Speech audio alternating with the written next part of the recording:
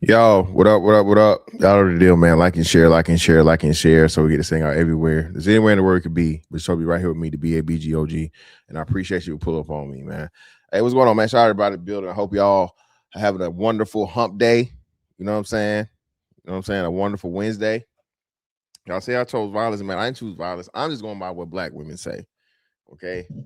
I am simply repeating something that black women have said for quite some time. And the wonderful thing about social media is they can say it out loud.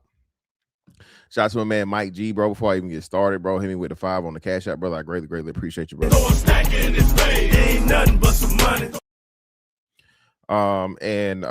Just to give you guys a reminder, shipmate, what's going on with you? Shout out to you doing that hard work out there protecting our freedom.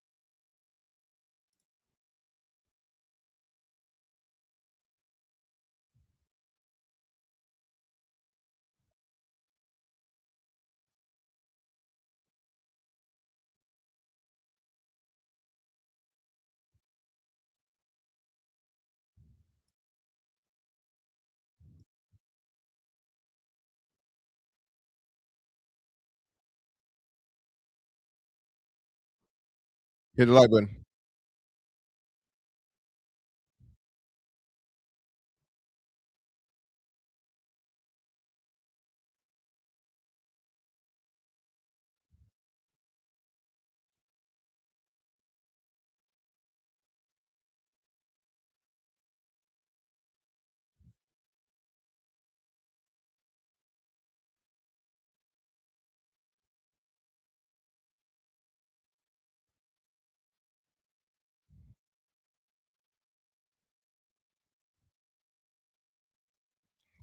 So let me do this.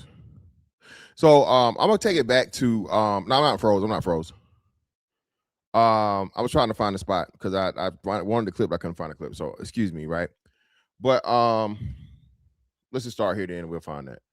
So wonderful the former Congresswoman Jasmine Crockett is back at it again, man.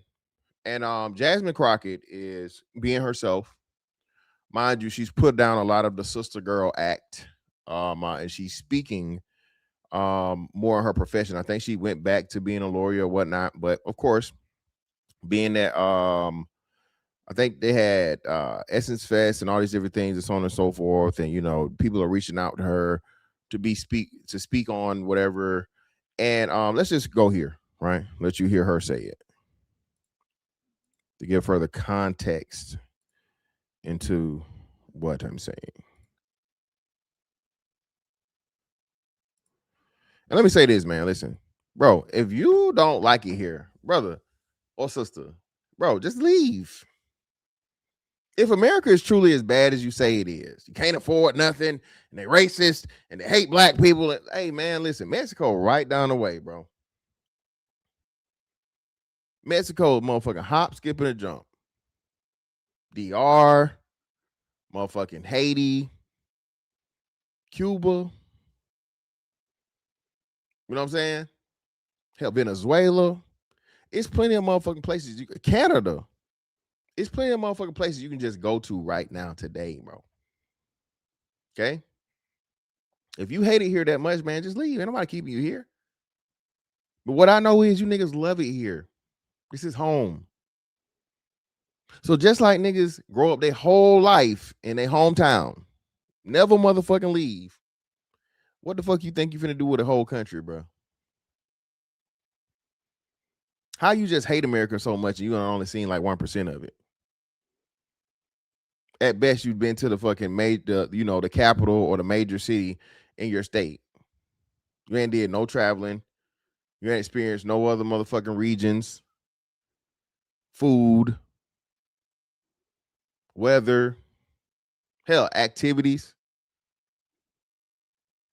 It's so much stuff to do in this fucking hell. Monuments. I still got to go to motherfucking the Grand Canyon. I still got to see Mount Rushmore. It's plenty of things in this country, bro, that's just oh so awesome that I haven't experienced it yet. So to say because, things aren't going my way, mostly because I'm making poor decisions, poor financial decisions. I'm gonna keep saying this again, man. Listen, if people weren't being hyper consumers and irresponsible, you could make it. If you're buying a brand new car off the lot, I don't want to hear you complaining about affording anything. Everybody, we all know. I don't even know how they even able to sell new cars for real. Everybody knows once you buy a new car, it loses, I think they say approximately at least 20% of its value the moment you drive off that motherfucker. The moment you drive off. The note on it is whatever it is, and then you got car insurance. The problem is poor fiscal financial responsibility. Wasting money. This is why everybody can't afford nothing. Answering the question of what America owes black women, the answer is everything. Now, what America owes black women. Listen.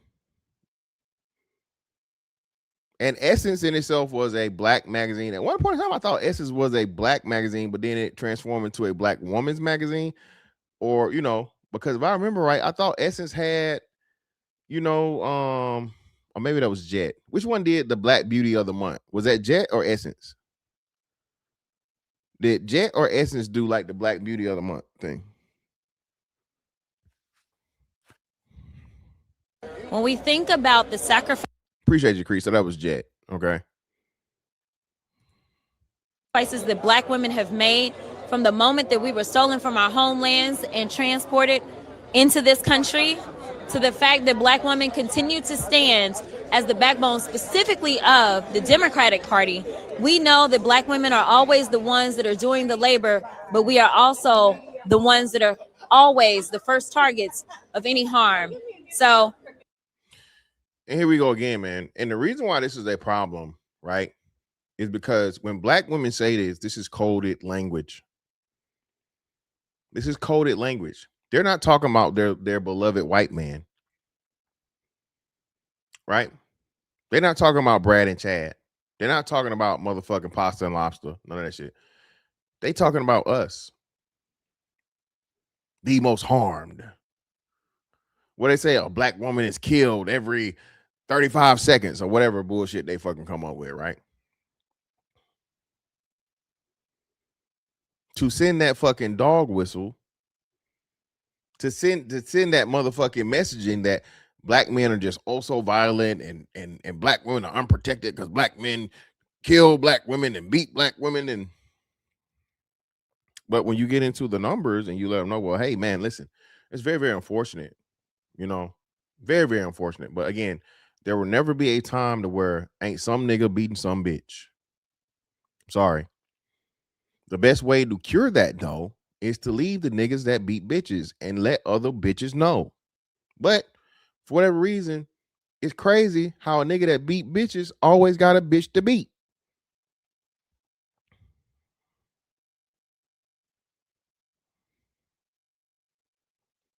I'm saying it again.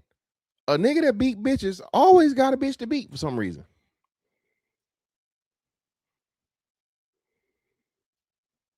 Y'all claim Chris Brown was just this horrible, terrible person. Y'all paying Chris Brown, motherfucking. Chris Brown is the face of black domestic violence. Y'all know that? Chris Brown was a new age Ike Turner for a minute. Mind you, again, it was really self-defense because Rihanna admitted to hitting this man and biting this man while he was driving. I think everybody should keep their hands to themselves, but Chris Brown was made the face of domestic violence, bro, at probably like, I wouldn't say the peak of his career because he's peaked after that, but on a skyrocketing fucking career because a woman got mad at him. Nigga took some of the biggest losses ever. I'm glad he made it back.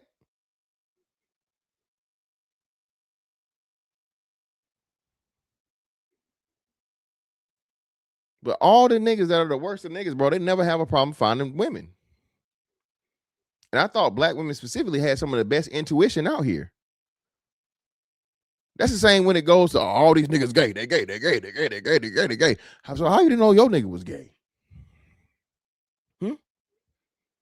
How you didn't know that your nigga was out here doing the bending? Are you gay? How you gonna ask me a question like that? How do you marry a woman and then turn around and let a man bend you over? Ain't nobody bending me over. Oh, so you doing the bending?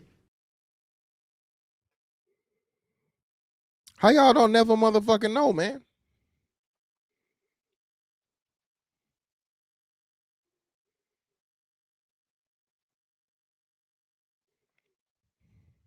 This 4th of July, I say celebrate a black woman that you know, because whether it's an invention that she made or whether it's the very democracy that still hangs by a thread right now, there is a black woman to thank for her contributions. And again, remember, I understand that this is essence and it might have been a question that she was fielded. But how many times have black men been asked questions about black men, and then he always gives credence to black women and their play and their role and the importance of them and how they're beautiful and how they're beloved.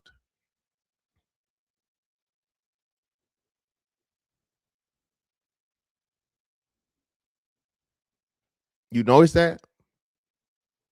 Black men are and can never be exclusionary when it comes to speaking on black issues without mentioning black women.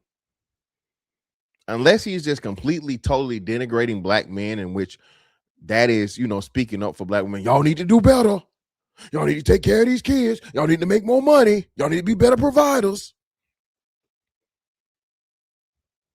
If you're doing that, you don't have to mention black women, because black women are gonna be in the yes, preach, talk, say it, motherfucking seals. But if a black man is mentioning anything constructive, productive about the black community, he cannot do so without mentioning black women.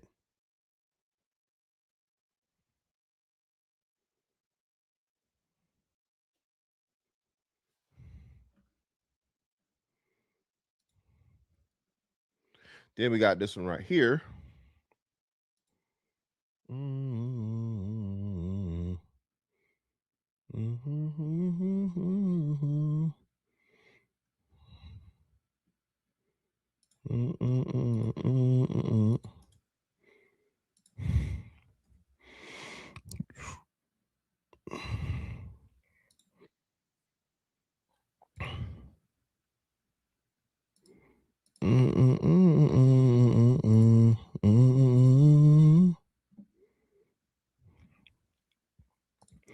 Shout out to Latina 2026. Appreciate your love. Fantastic. Remember, Shad, I told you that you have to be positive for a month. And I'm being positive. This is positive. Ain't nothing but some money.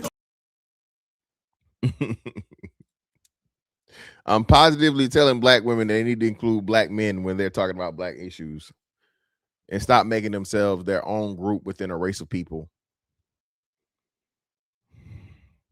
Yeah, exactly. Hey, that's what I'm trying to find, Jabroni Z. Jabroni Z, I'm trying to find the anybody got the hour mark or the timestamps when Ice Cube had the conversation on Cocktails with Queens. Give it to me. I already got that pulled up in the back. That's what I was looking for because I didn't have the thing. Cree, how is this not positive? Baby, I'm talking about, again, the need for unity and inclusion. I would like for a accomplished, intelligent, beautiful black woman to tell me how much that she appreciates my provision and protection, Cree.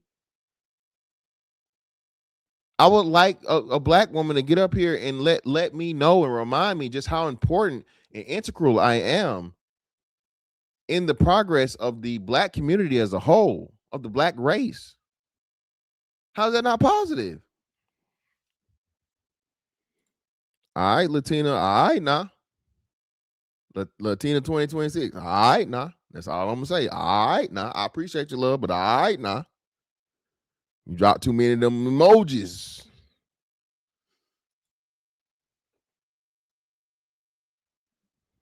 At you and says, "Oh, you've got to help me because I'm a Democrat and it's about our democracy." You ask them, who is our? Who are you talking about? What exactly is it that you plan to do for my community? Do you even know what is happening in my community? Do you understand that Black women specifically are under attack and they have been targeted? And we have the largest unemployment that we have ever seen before, specifically for Black women. And again, listen, I don't know what question is being fielded, but my understanding is Essence is a Black experience. Essence isn't Black women only because I know, there are men there. At least there are men performers and everything. Yo, what up with you, man? What's going on, bro? Shout out to my man Jeff in the building, right? So if this is the case, in Essence Fest, I know plenty of Black men are down there for that, whatnot, what have you. How do you go from my community and then you jump to Black women only when we know, remember, we discovered this here. Black men had a much higher, well, not much, but had a higher unemployment rate than Black women did.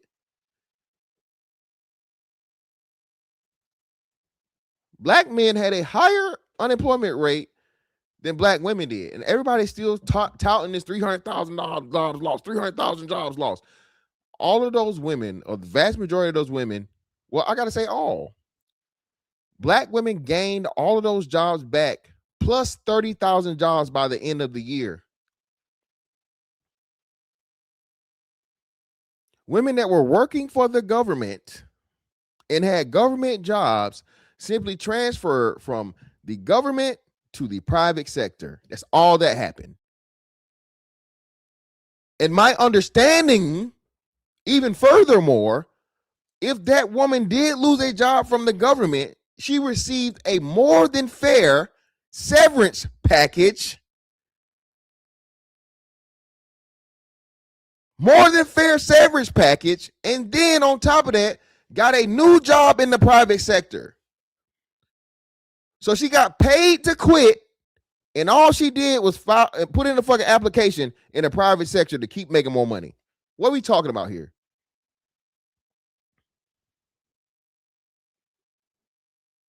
What are we talking about here?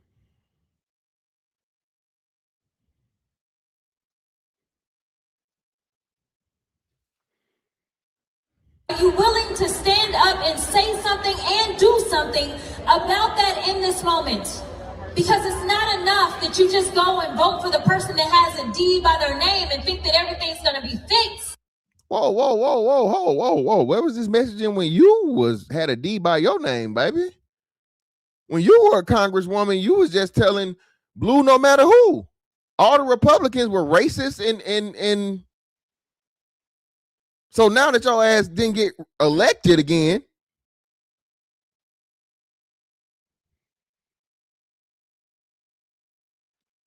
Black man, bro, listen. At the very least, bro, both parties are, two sides of the same coin. The next election cycle or coming up to a major election and whatnot, what have you, bro.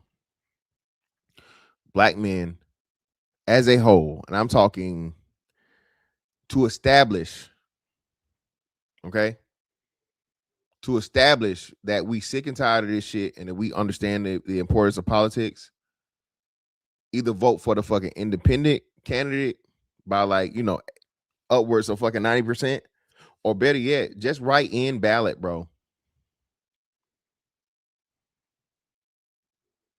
Do a write-in name ballot for whoever it want to be, whoever we decide, to finally establish a political motherfucking foothold in this country, bro.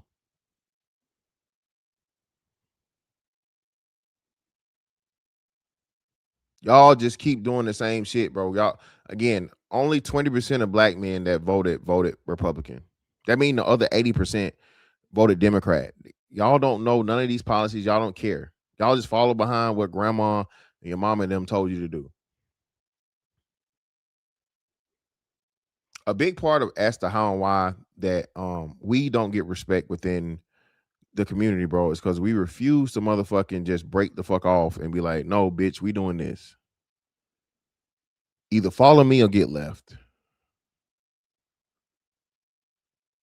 If the majority of black men started doing that and be like, hey, I'm not going back and forth, I'm not doing this or whatever, so on and so forth, you're either going to be with me or you're going to be by yourself and figure it out. Politically, especially.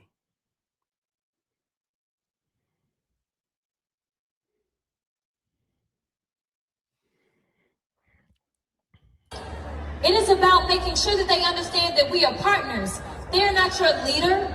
We are partners, and if anything, we follow your lead. And again, now black women are partners in the Democratic Party. No mention of black men, and it's a two major fucking speeches, bro. Okay. And being that they motherfucking did the reverse, got rid of reverse fucking gerrymandering, this shit over with, bro. It's over with. It's over.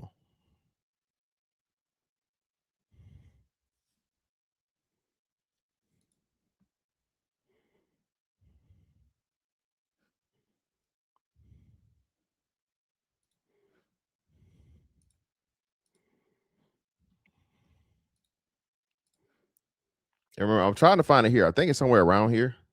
Let me go come into it here. This is when it was made apparent to all of us just what and how black women thought about black men, right? Like, I feel like I don't, and I know this isn't your intention, but I feel like, you know how they use us all the damn time? You know what I mean? Both sides use celebrities, but check this out. The thing is this, I'm not here saying he's gonna do anything, but he didn't make a promise to me. But I just gotta ask that and make that statement, because you can't make them all of that, and they've been there for 3.5 years. So yeah, I ain't trying to make them do nothing. So we need them to do something if we're gonna trust them to do it. Hold on, guys, we gotta take a quick break. I definitely want to talk about that. I definitely want to talk about QB hit on some very, very good point about the military, but this current administration is using the military to enforce their own agenda, and we want to talk about that. So let's take a quick break. A lot of gems are being dropped here. We'll be back with more Cocktails with the Queens when we return after this break. Welcome back to Cocktails with the Queens. We have Ice Cube here, and we are talking about his contract with Black America and some very legit questions here. Before we went to break, you asked about if the current administration has not done it in 2.5 years, why now is this massive push with 2 weeks before the election? I understand Ice Cube, you've been working with this since June, July, but we're hearing about it now. So it looks really, I think it looks very, yeah, like I feel like I don't, and I know this isn't your intention, but I feel like, you know how they use us all the damn time? You know what I mean? Both sides use celebrities, but check this out. The thing is this, I'm not here saying he's gonna do anything, but he didn't make a promise to me. Hold on, man. Hold on. Y'all niggas in here disrespecting. Bruh. What's going on, bruh? I got 66 likes and I got fucking 166 people in here. What the fuck is going on, man? The like button is free. Hit that motherfucker for me, man. If you like, steal your kill. What the fuck is going on? Hit the like button if you will. Come on, bruh. Jesus. Take on recording.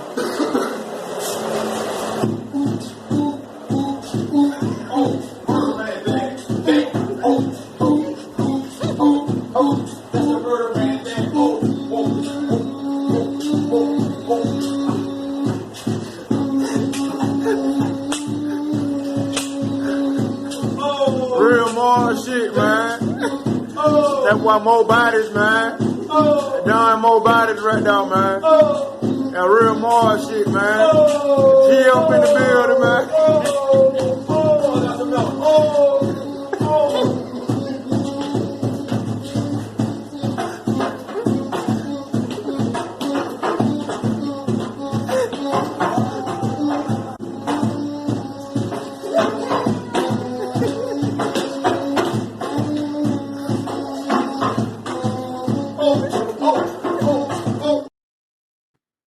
Hit the like button, people. It's fucking free, man. Come on, man. Hey, most definitely, bro. Appreciate you, man. Most definitely. So we remember this during the election cycle, which would have been when Biden got elected, right? Ice Cube went on and pretty much had a conversation with these women. And we learned that night that black women were their own social class or whatnot within black people. And it's been going on for quite some time, man. I keep telling y'all this, right? I don't know how and why when the separation happened, bro, and the divide, but a lot of this gender war shit, black men are simply responding. Men by nature are always pursuing women. Men control marriage. So again, there are more married black men than black women. Okay. Even when niggas get divorced, they get married again for some strange, crazy ass reason. I don't know. I don't fucking know. I don't get it. Right? But understanding these things, somehow, some way, black women want to make a delineation and separation between them and black men.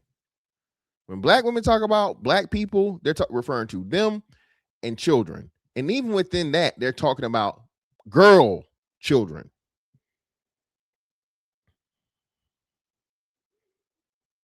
There are black women out here that say, hey, I help only black women. I only want to help black girls. Remember, the sororities raised, what was it, $1.6 million or something in 6 hours for Kamala Harris. And I want to make sure I highlight this. Where you at, man? Where you at? Where? Angela, I bet money you won't. Angela Page, I got $1,000 say you won't. You gonna take the bet, Angela? I have $1,000 that say you won't be voting for fucking Kamala Harris in 2028 because you won't be able to.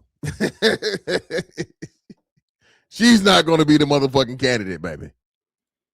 She's not going to be the presidential candidate for 2028. And if she is,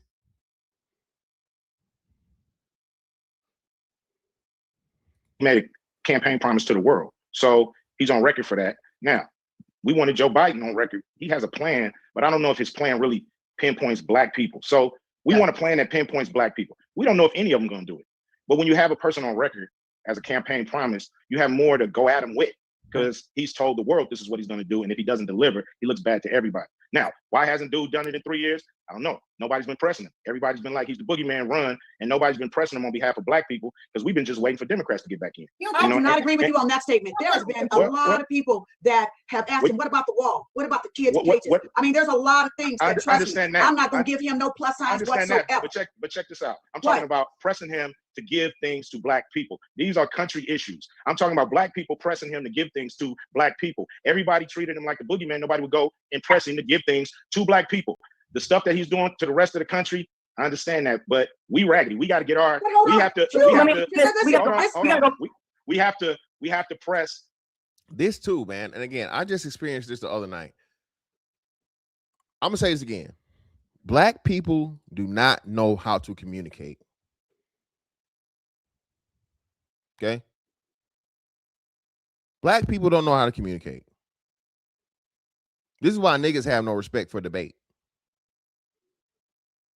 Before Charlie Kirk died, Charlie Kirk was making money going around debating random motherfuckers and people, bro. Right? For niggas, oh yeah, you going back and forth with a woman. You a pussy. You a bitch. You ain't no man. You ain't no man if you disagree with a woman and you got something to say. So by that logic, women just get to say whatever bullshit she wants to say, and I'm just supposed to shut up. A woman's talking, a woman gave her opinion. She could be wrong as fuck, but I'm going to be manly and just shut up and listen.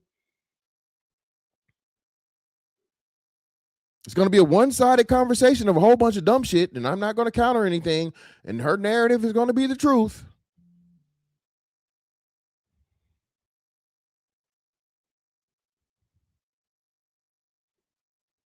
When a person is talking, bro, you let them get out their entire statement, right?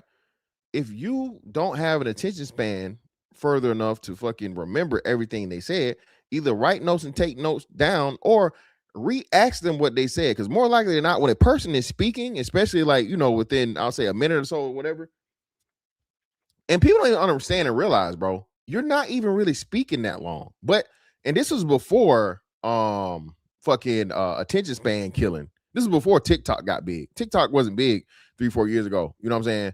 When this shit really got popping off. Now, bro, motherfuckers don't got an attention span outside of 90 seconds, bro. Everybody be talking shit, man. Why you talk so fast? Why you talk so fast? I have to speed up the videos of my regular speech to 1.5 speed, right? So that way I can garner and keep the attention of a motherfucker for at least a minute and 30 seconds. Because 3 minutes, niggas not listening. It's too long. Niggas don't even want to listen for 3 minutes of commentary at this point. Hell, y'all don't even want to in the review videos. Let me get on the soapbox. Bro, do y'all understand? Motherfuckers making more money just fucking cropping a picture out of themselves and then putting the fucking whatever the actual thing is and not even saying nothing, just sitting there. Lazy content creation, bro. Y'all literally will watch some shit, not even go to the regular source. Y'all gonna watch something because it got another motherfucker in there somewhere. Not even saying shit. Bro, we so cooked, bro.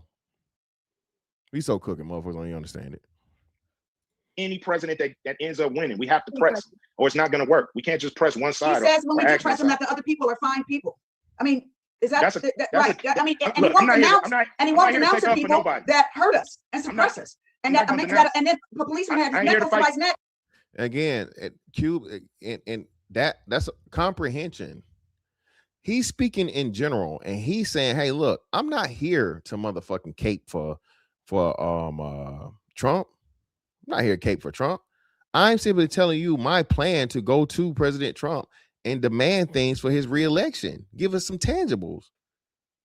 All that shit you talking about is irrelevant to me. I don't either care one way or another, but that's not why I'm here. All the stuff you saying is pointless. We wasting time on something that's not even the topic at hand."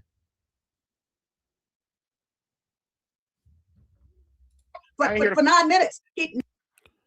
Shout out to O Street Bella. Yeah. Hey, motherfuckers ain't read no Animal Farm, baby. They ain't read 1984. They don't care. It's all around us, surrounding us, Bella, and they don't even notice it. Chalk, those videos get Chalk. Just how you skip over one video, you can skip over it. If you skip over the fucking video where a motherfucker just got themselves motherfucking cut out and then the original fucking thing playing, that it never grows. Y'all don't even understand how content creation works and how niches get built. Machine, they don't know, man. These motherfuckers don't know about 1984, bro. Believe what shit Cube pushing? What are you talking about? And why you can't spell Cube with a C, brother? I hope you ain't some motherfucking old ass geriatric gangbanger. This nigga put a Q in the place of a C. Where's the Q? The Q ain't nowhere near the C, brother. So that was intentional. You better not be no motherfucking blood round here, nigga. You better not be some old ass blood.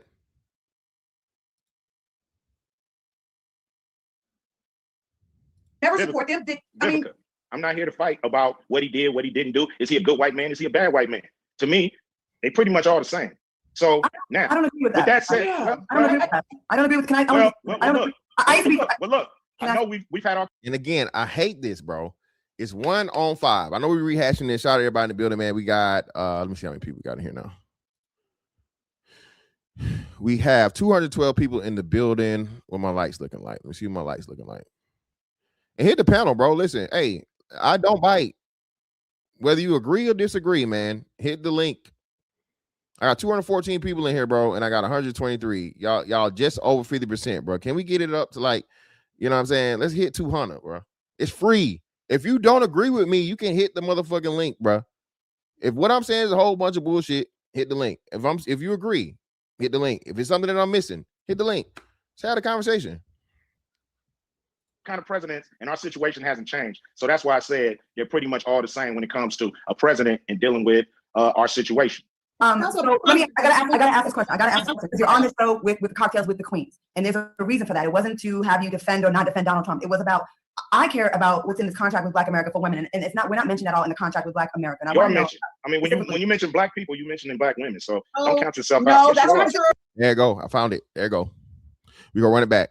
Put a 1 in the chat if you heard that. Put a 1 in the chat if you heard that. We're gonna make it one. We're gonna make it regular speed so it don't get fucking surpassed. And for future reference, that is somewhere around like the 1840 mark. So let's go like here. To have you defend or not defend Donald Trump. It was about, I care about what's in this contract with Black America for women, and it's not, we're not mentioned at all in the contract with Black America. And you are mentioned. I mean, when you mention Black people, you mentioning Black women. So when you're mentioning Black people, you're mentioning Black women. This is the understanding, the proper mind frame that you should have. And this is the way that Black men speak. Whenever Black men are speaking about Black people, they're including everybody. And the crazy thing about it is usually is ourselves last. It's ourselves last. Because it's our duty to provide and protect women and children.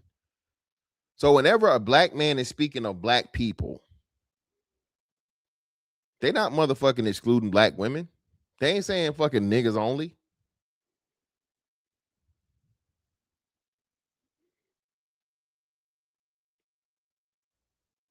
When Black men come to the internet and have a lot of these and verbalize a lot of these issues and things, right? Bro, the proof is here. Jasmine Crockett just spoke twice and exclusively spoke of Black women and what politicians and the Democrat Party owes them.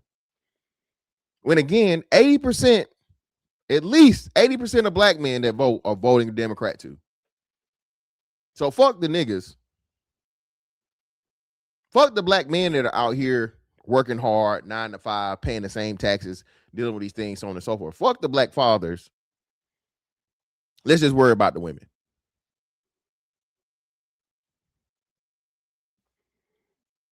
Don't count yourself no, out. Yes, that's not true. That's like administration.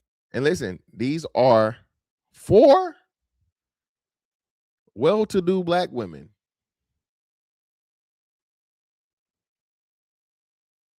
No. They like, motherfucker, me no black. No. Nunca. No, me no black. I Black woman. Me no black. I Black woman.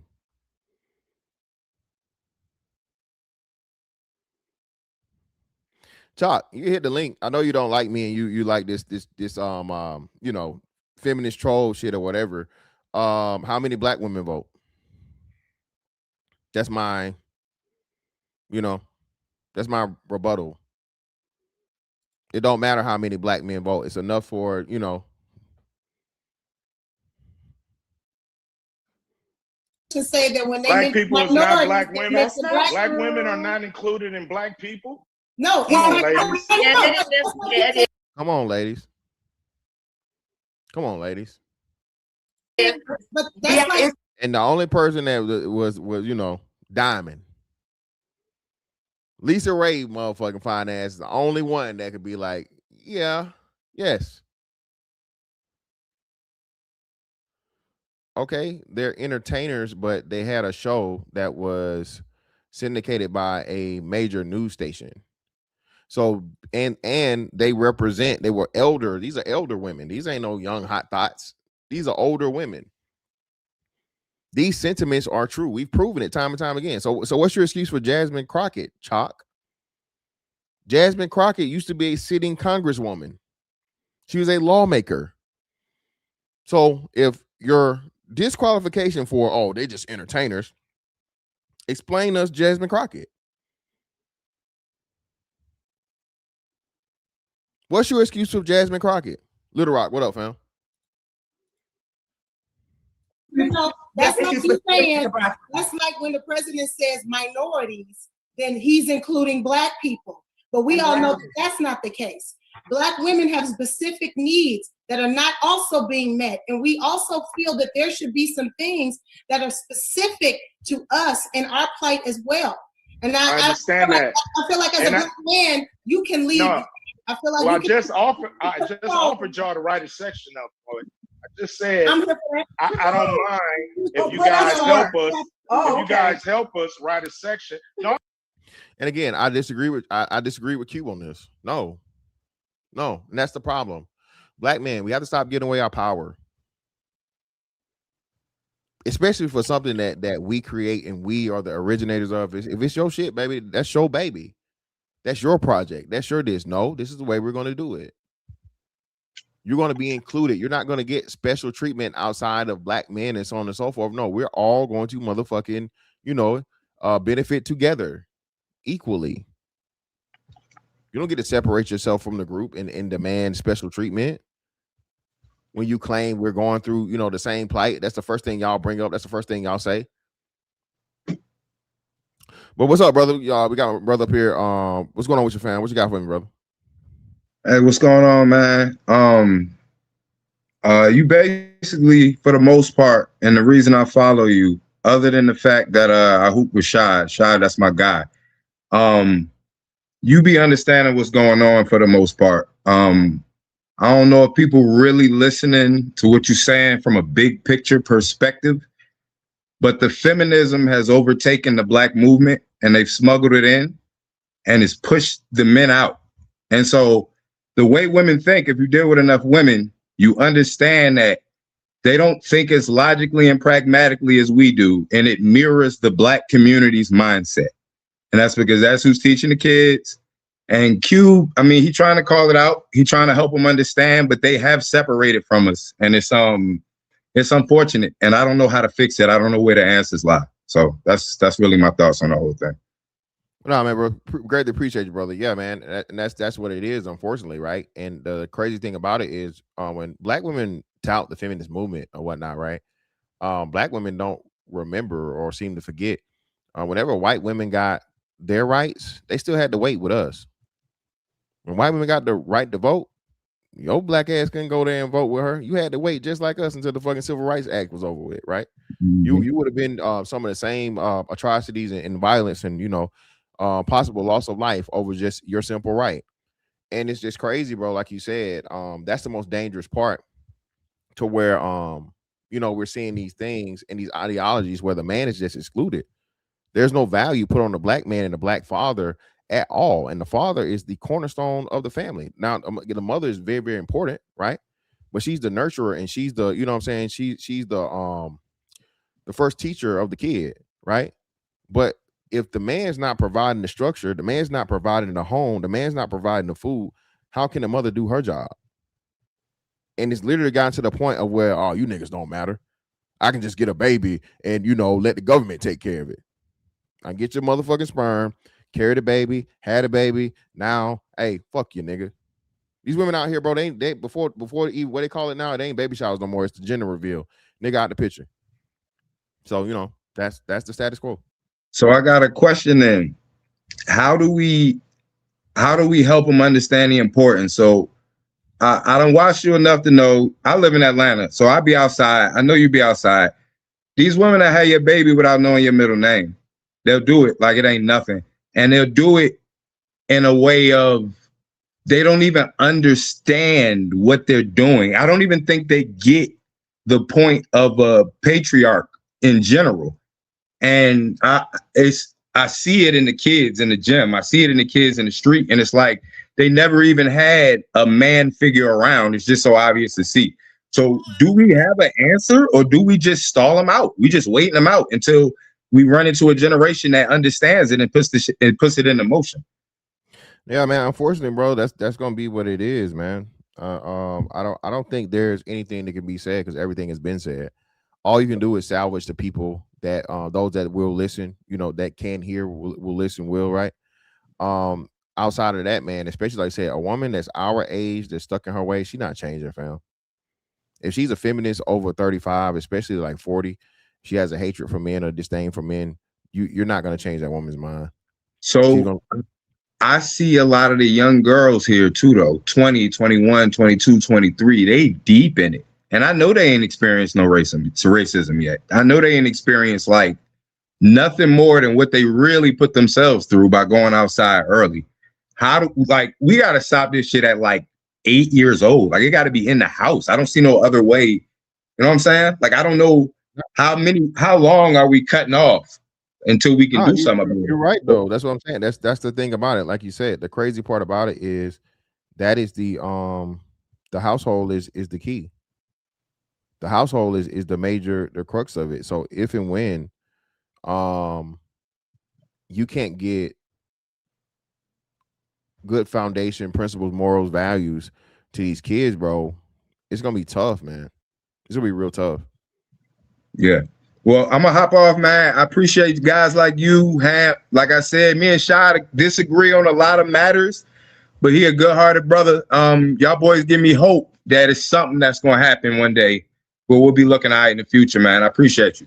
For sure, brother. I greatly appreciate you coming up, man. Appreciate you, man. Shout out to Snow Patrol for the 2. Appreciate you. Post-wall politics make my head hurt. Shout out to True Hype for the 5. What's crazy is 2 of these women Ice Cube helped in their career. The sentiment has been around for some time and was hard for so many to admit. Yep.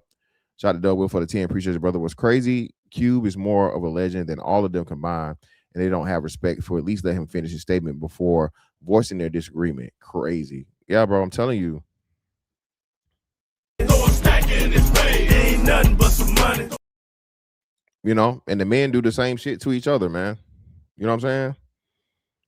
At the end of the day, I'm gonna speak on this from anything.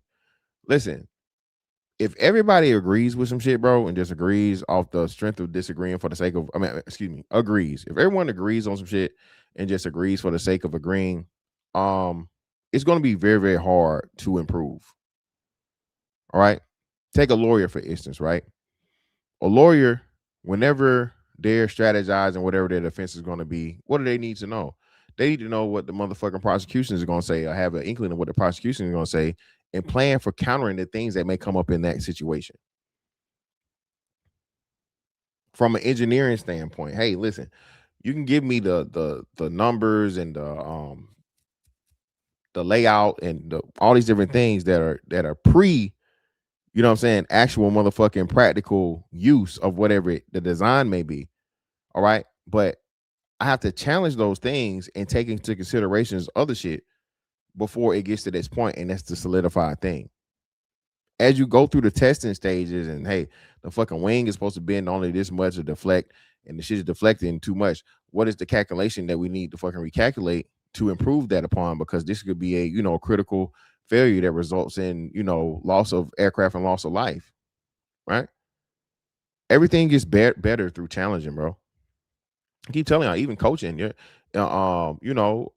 whatever sport, basketball, football, whatever, you think you know something and you have natural talent, that's cool, that's fine. But until you get a coach that fucking tells you, well, hey, yeah, you can do this a better way. This is a better way for you to do this, or it's a more efficient way for you to do this. Boxing is one of the greatest examples of that in fighting, right?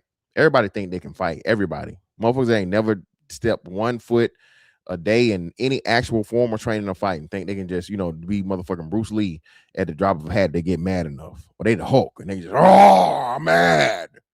That's going to improve my fighting prowess. No, nigga, you're just going to be mad and whooped.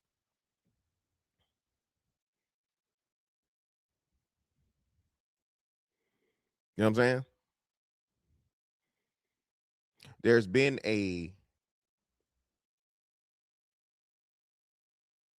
an air, a spirit, you know, over the black community, bro, as to where, again, you cannot challenge black women. That black woman is God shit hit hard, bro. And the crazy part about it is every nigga that was saying that black woman is God was a piece of shit. Nature Boy, Brother Polite, what's the name out here crazy as hell now? What's the nigga that's got the eye tattoo? Young Pharaoh. Look at where all them niggas from the Black Woman is God movement is at now. Look at them, bro. Look at them. Dr. Umar. Look at them, man. Charlatans. Degenerates. Predators. Not all. You know, they fit in whatever fucking category they fit into. But the worst of the worst that's out here, you know.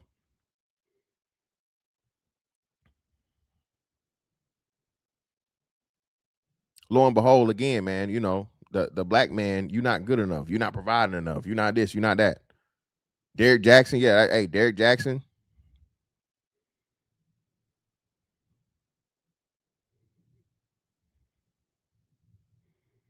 All these niggas that tell black women what they want to hear, bro, don't help the black community in any way, shape, form, or fashion. Line their pockets and move the fuck on.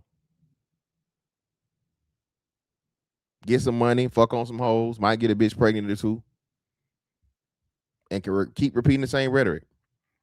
Black women, when are you guys going to take responsibility, man, and understand just how important it is for that y'all need us? Black men need black women need black men.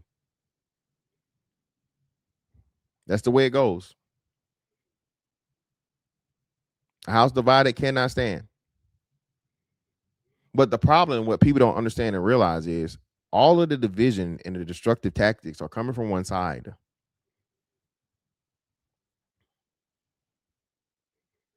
Black men are still out here getting in relationship with women. Black men are still out here marrying women. Black men are out here trying to co-parent, raise their kids, do the right thing. But it's never enough. It's never enough, man. Ain't, can't, don't, won't.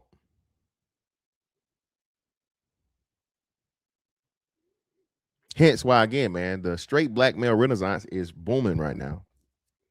Women of other cultures, hey, listen, you don't want them, we do. And y'all like to claim, bro, that it's let me see real quick. Y'all like to claim that it's just the worst and the worst of these, you know, these other women and shit, bro. And it's crazy to me. Crazy to me, right?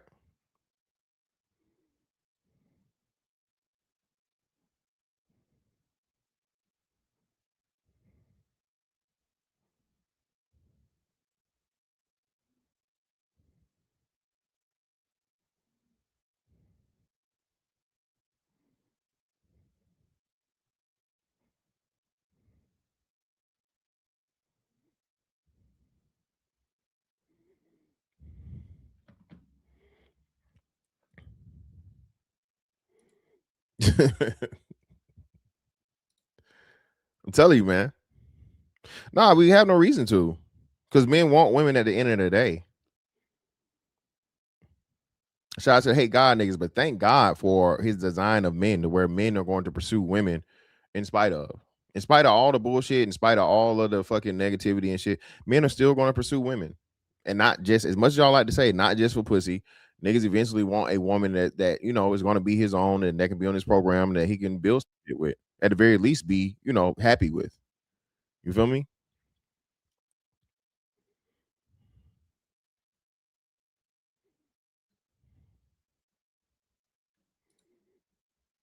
Yeah, man. Prime, I'm telling you, and that's what's happening is black women are behind the curve and they don't understand, bro. None of those tactics work. Y'all out here saying niggas ain't shit, ain't, can't, don't want, and all this other shit. Tonio, brother, your you say the device not connected, But brother Leon, what's up, man? What you got for me, brother? Go ahead. Leon, can you hear me?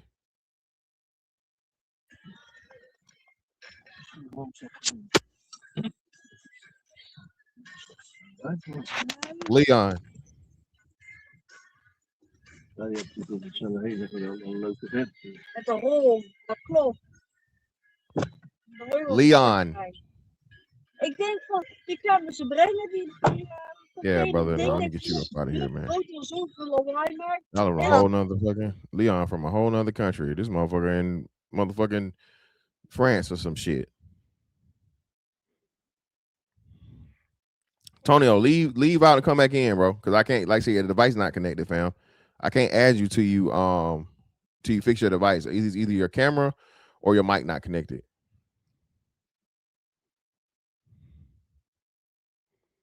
Well, OW Teddy, that's a crazy thing, man. And I keep telling you, that's the unfortunate part. But niggas is hey, just moving on, man. Black men are just moving on, bro, to greener pastures.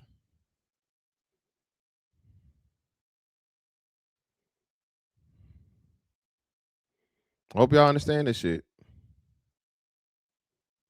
Niggas is not begging and fighting and all this other shit. All that Keith Sweat shit dead, bro. All that 90s R&B energy is over with, man. All but over.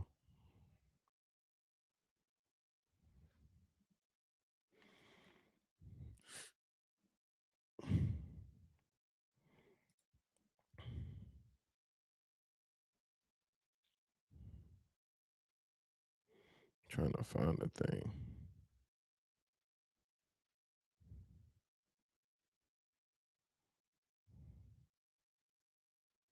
Listen, man.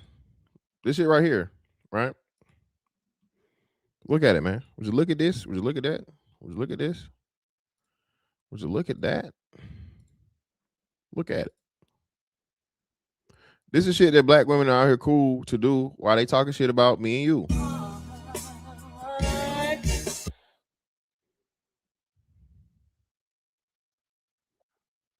Don't ever let a bitch play with you, bro. Talking about you ain't this, nigga. You ain't that. This bitch fucking on a nursing home, motherfucker, man. Yo, what up, fam?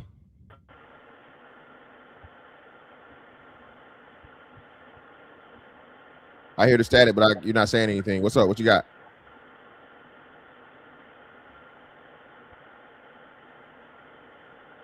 Can you hear me?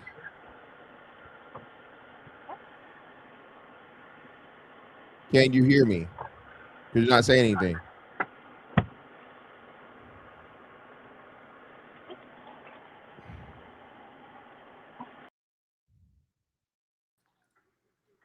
Yo, what up?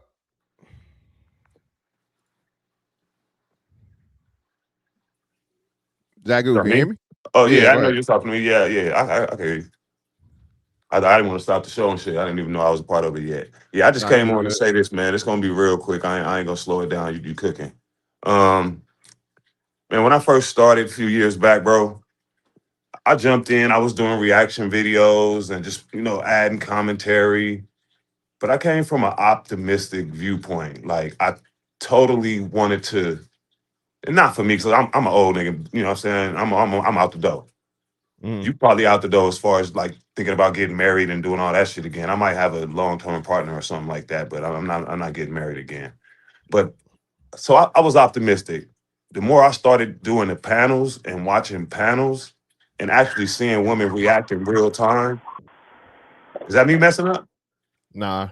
I'm trying to see who this other person is. They're about to just kick him out. Go ahead. I'm listening. Go ahead. And me being on the panel speaking and having these discussions in real time, and then in the comments, watching the comments, and then watching these discussions take place in real time, bruh, I done lost all hope. I don't know what's that. What's that? Blackfield?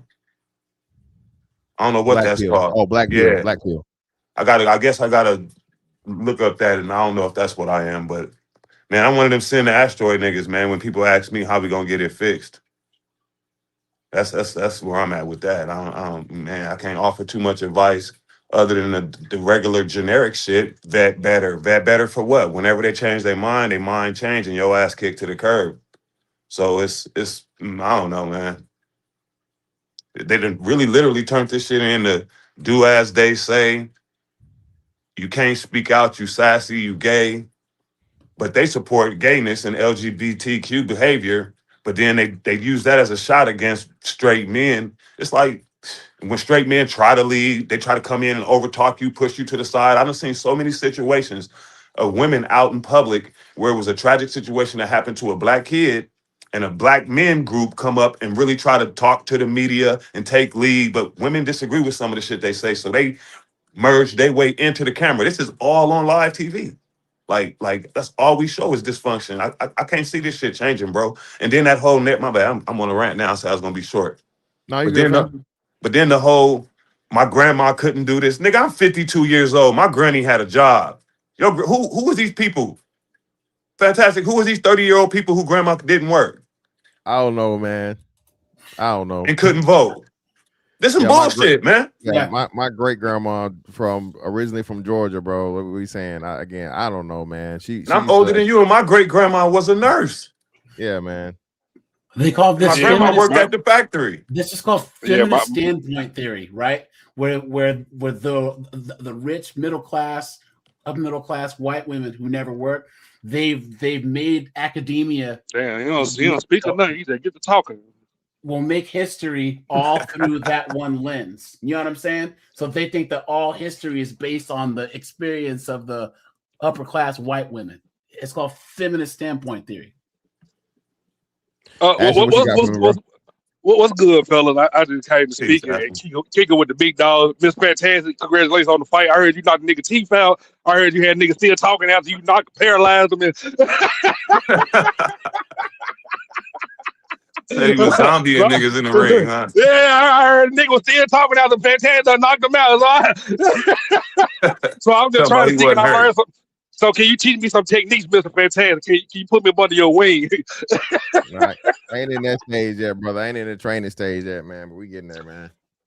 Oh, okay. But nah, shout out to you, Fantastic. I saw a little bit of the fight. I just wanted to come rub elbows with y'all and shit. I see you online while I'm on break. Hey, greatly appreciate you, bro. Appreciate you, Ashton. I always come. No problem. Bro. Appreciate you, bro. Let me read these real quick. Shout out to Deacon Dave for the 2. Appreciate you. You can't challenge black women if you want. Pick different. Shout out to Ashton just up here, man, for the 2. Appreciate you, brother. Greatly appreciate y'all. Ain't nothing but some money. Nah, man. So yeah, bro. It's the same way for me. I don't think it's all but lost, but I think a lot of people, bro, are doomed, bro. It's cooked. Like I said, it's cooked, bro. It's pretty bad because people are not going to want to do anything and do the changes until it's too late, right? There's a lot of stuff going on right now that people don't even understand, bro. We about to have Great Depression type shit. But fantastic. Even if all the men do the things that you say, because I turned into one of those. I know you don't speak this point generally, and that's it. But I'm saying, even if we did the whole thing of men get yourself together, because I believe men should. But at one point, I was like, okay, maybe this will help. So I start telling young men, get your shit together, pick a good woman. The more finances you have, you'll have more access to women. But a lot of times I'm seeing that these women be faking.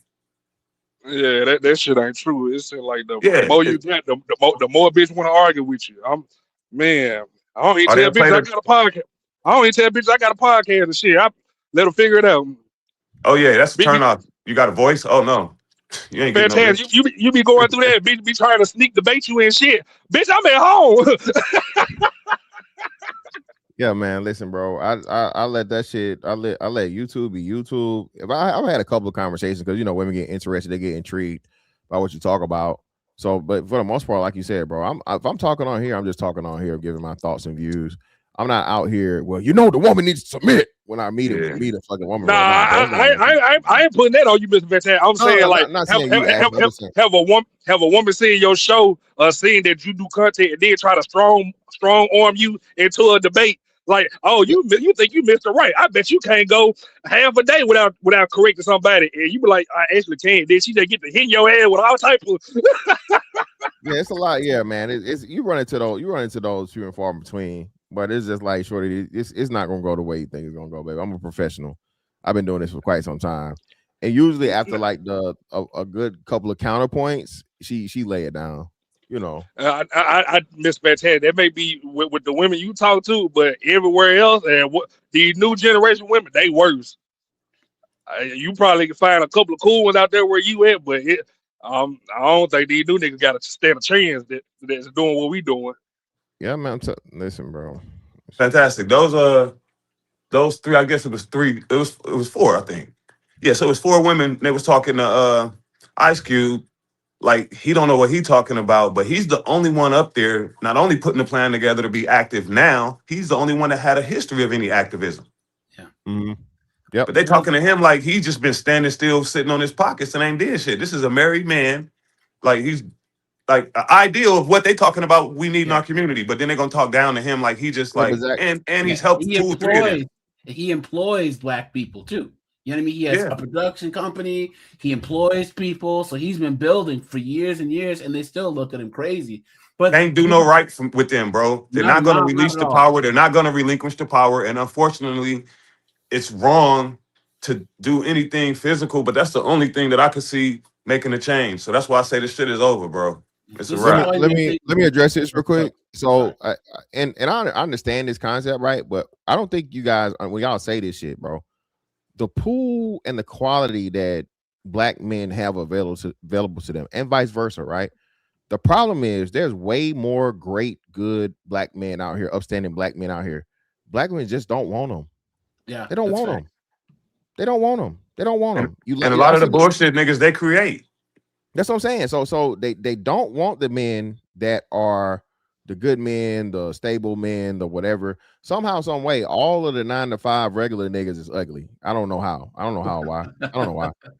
Ain't no niggas that's got a motherfucking blue collar job or do a decent living and an honest living. For the mass majority of those niggas are just somehow unattractive to black women. So I do be ugly at work though. I ain't gonna hold you. I know, but how a nigga can't get off work and then how come none of those niggas get off work and have no swag? That shit is cap. Well, they don't want them until it's too late. Until they're 38, they got 2 kids. You know what I'm saying? They gained 50 pounds, and then all of a sudden they want the cleanup dude. You know what I'm saying? And then on the water seeks to the level shit that comment was saying, that's why I was saying, men, do better, get your life straight, do all of that, go to school, get a degree, go to the services, get a degree, get houses, get cars, get financially wealth, be a millionaire. Then what? How is they gonna get better? How is their behavior gonna change? And just real quick, let me do this. So ladies, this is what I'm saying. Shout out to Creed, shout out to Bella, right? But this is what I'm trying to tell y'all, right? So listen. Bella, listen to this. I need y'all to listen to this now. Listen to this. My husband just walked outside, and I just want to say that I'm tired of living with a man. Y'all hear that? It's captioned. So if you didn't hear it, you can read it. So Bella and Creed, how do we explain this? This is a married woman jumping on the internet and saying she's tired of living with a man, which is her husband. Again, now, it's just content. It's just content. Do you really, again, man, I keep telling y'all, bro. But she's pretty. Read the comments. Don't understand. Y'all don't understand for real. This is the shit that black men have to put up with. Even if you marry a woman, it ain't good enough. It's disrespect. I'm tired of living with a man. Oh my god, he's in my space. Oh my god, he's here all the time. Oh my god. Like, yo, man. I so badly want separate bedrooms, but I know that's not acceptable for him.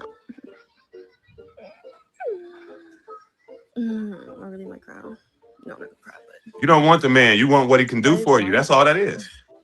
Why did they say this is what everyone dreams of? Living with a man?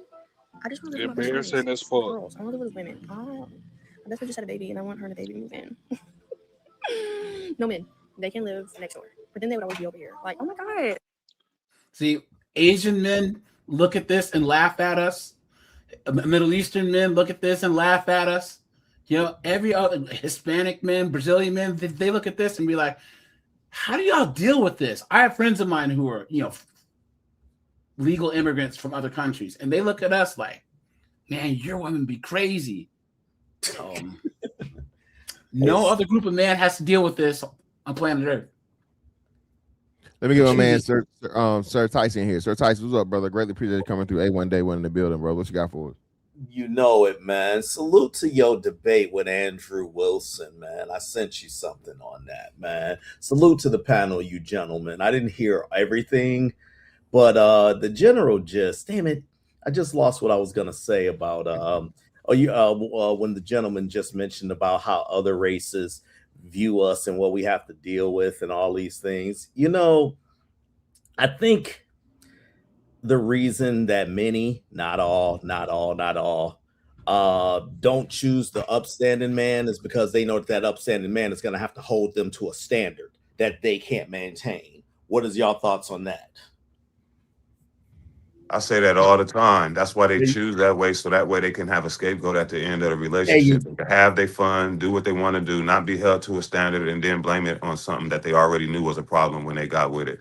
So, I mean, bars. I don't know. Well, but let me put this on the table. People got mad at me when I used to say this. I'm an older guy now, but I said for years, I don't date women who didn't have fathers in their lives or a masculine male figure in their life. And man, you know, the vitriol I got, oh my God. But a lot of this comes from, and this is what I want to say. We're in an era right now where you don't talk to your best friend about things. You know, I thought we was in this get therapy era. No. You load up your phone and you go to run to TikTok or, you know, run to one of these other, video mediums and complain about things. I can't imagine somebody explaining this about the person that they reside with to the public and they don't talk to that very same person themselves. It's mind-boggling. Like, this won't reach them. You know what I'm saying? And cause more chaos. Nah, agreed, man. But like I said, that's the hand we've been dealt, and the conditioning that's developing to, like, you know, real life at this point, unfortunately. Friend groups used to serve as some sort of therapy when they weren't echo chambers. But once they became echo chambers, you know what I'm saying? And that's what it is. Even nowadays, a lot of men groups are like that, you know what I'm saying? But I do see that's a minority. Most men groups, man, we hold each other accountable. You gonna mess up some shit and I'm gonna tell you about it and we're gonna be cool about it. And that's just, you know, generally how it go. You got a problem, you can talk to me about it. I know how to be there for you. And I also know how to tell you when you initiated some of that or added to it. So I don't really see that on the other side. And that's based on these live conversations. I don't even usually just base these off of clips and shit that I see. These are live women speaking with other women or answering questions from men in debates or just regular general conversations. So I don't know how they say the internet is just the internet or that's just they want to discount it, bro. They want to discount it when, again, like I said. Man, let me jump in on that one because I'm going to give you this alley-oop because how long we've been talking? 2017, 2018, and you've said this. Y'all probably familiar with this clip. It's a clip of one of them relationship panel type shows where the woman literally stands up in the audience and says she's married. And then she has a side thing, and how can she keep her side thing going on without her? Y'all probably have seen this clip, and I'm in my head like, and then on Tonight Conversation. Yeah, exactly. Yeah, and I'm in my head like, this has to be a skit. But the point of the matter is that whether it's a skit or not, it's reflective of reality. And this is what you've always said, Mr. Fantastic. Yeah, y'all talk about these panels and all this stuff or whatever, but this is what's happening out here.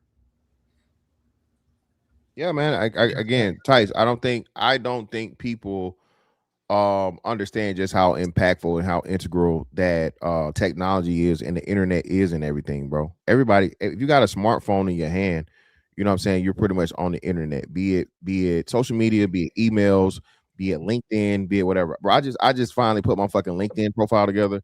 LinkedIn is like fucking Facebook page, bro. People just, you know, posting pictures, different things, and so on and so forth. So everything has been socialized, but people still want to deny this because the problem with these panels, not flattering to them. Yeah. The problem with these panels, especially when men are speaking, right, and men are speaking mostly true, right? And just giving your candid opinion about things. Men have to because like shout out to Zagu, bro. You can't come to me talking some crazy shit, my nigga, and I know that you not like that. We go clown you eventually, like, come on, bro, that's not you. Stop it. It's just natural. It's just natural. You know what I'm saying? Like, even like we going out somewhere, hey, bro, that fit is wild, my nigga. You need to change the fit. We not even letting you get in the whip. Nah, go back, brother.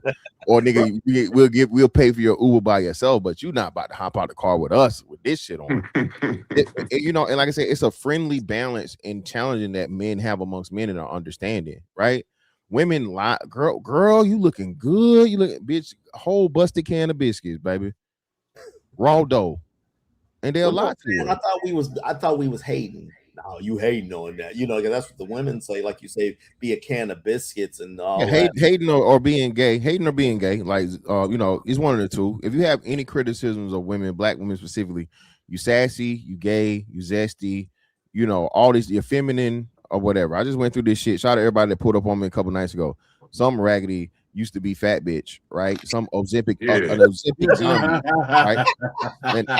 And Ozempic fucking zombie, bro. Ozempic want to fucking try and get mad at me because I simply answered the question about my content. I didn't direct anything at her negatively, directly, or whatever, but she just couldn't handle the fact of the matter that how dare you as a black man, and we seen this with Ice Cube, how dare you as a black man speak amongst us? Nigga, when that's what happened, bro. I was shocked at that shit. Yeah. That was horrible. If we want to over talk you, nigga, you shut up.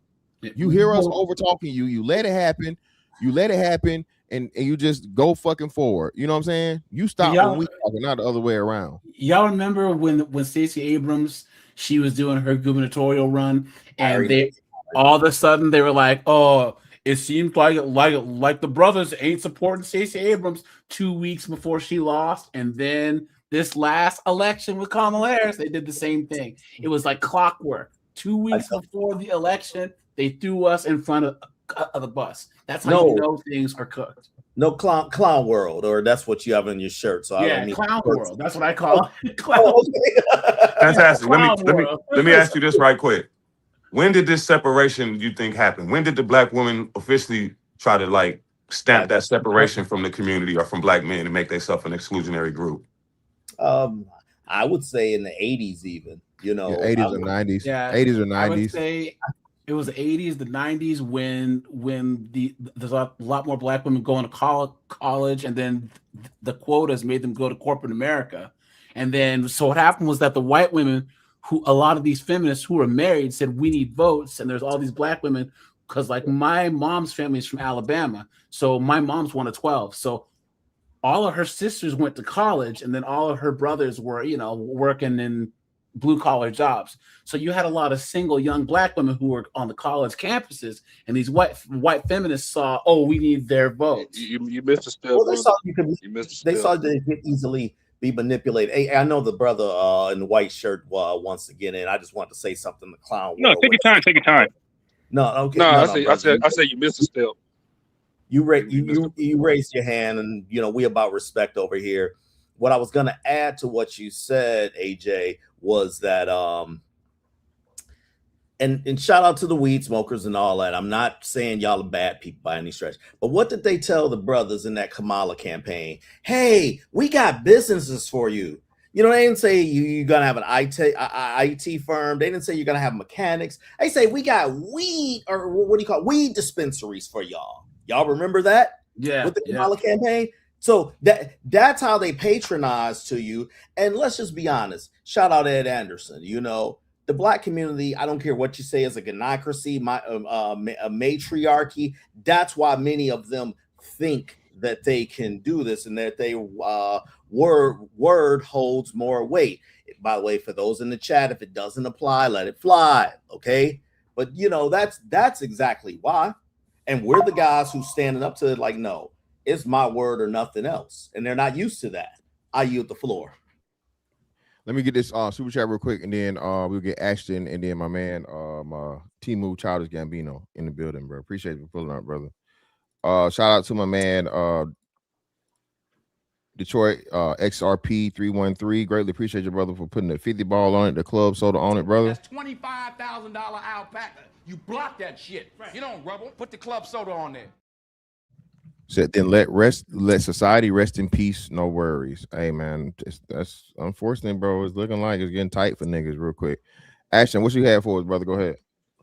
I just want to say, bro, Mr. Stillman, he was adding in the feminists and the black women going with the white women.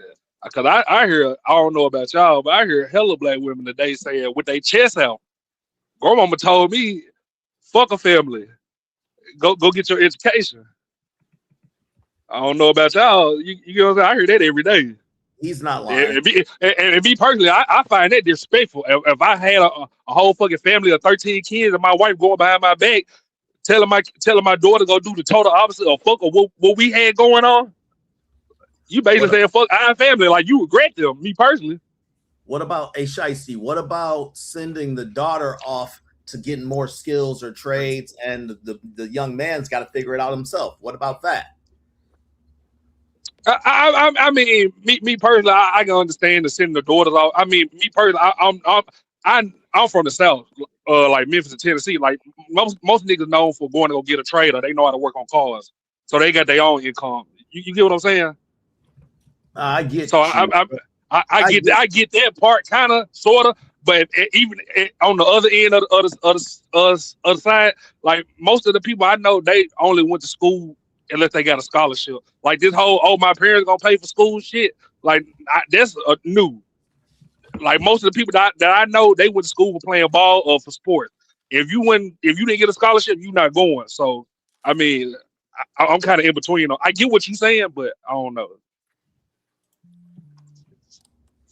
But I do see more dudes was getting trades back then. So, I mean, education really didn't matter to a certain extent, if that answers your question. Let me elaborate just a tad bit more.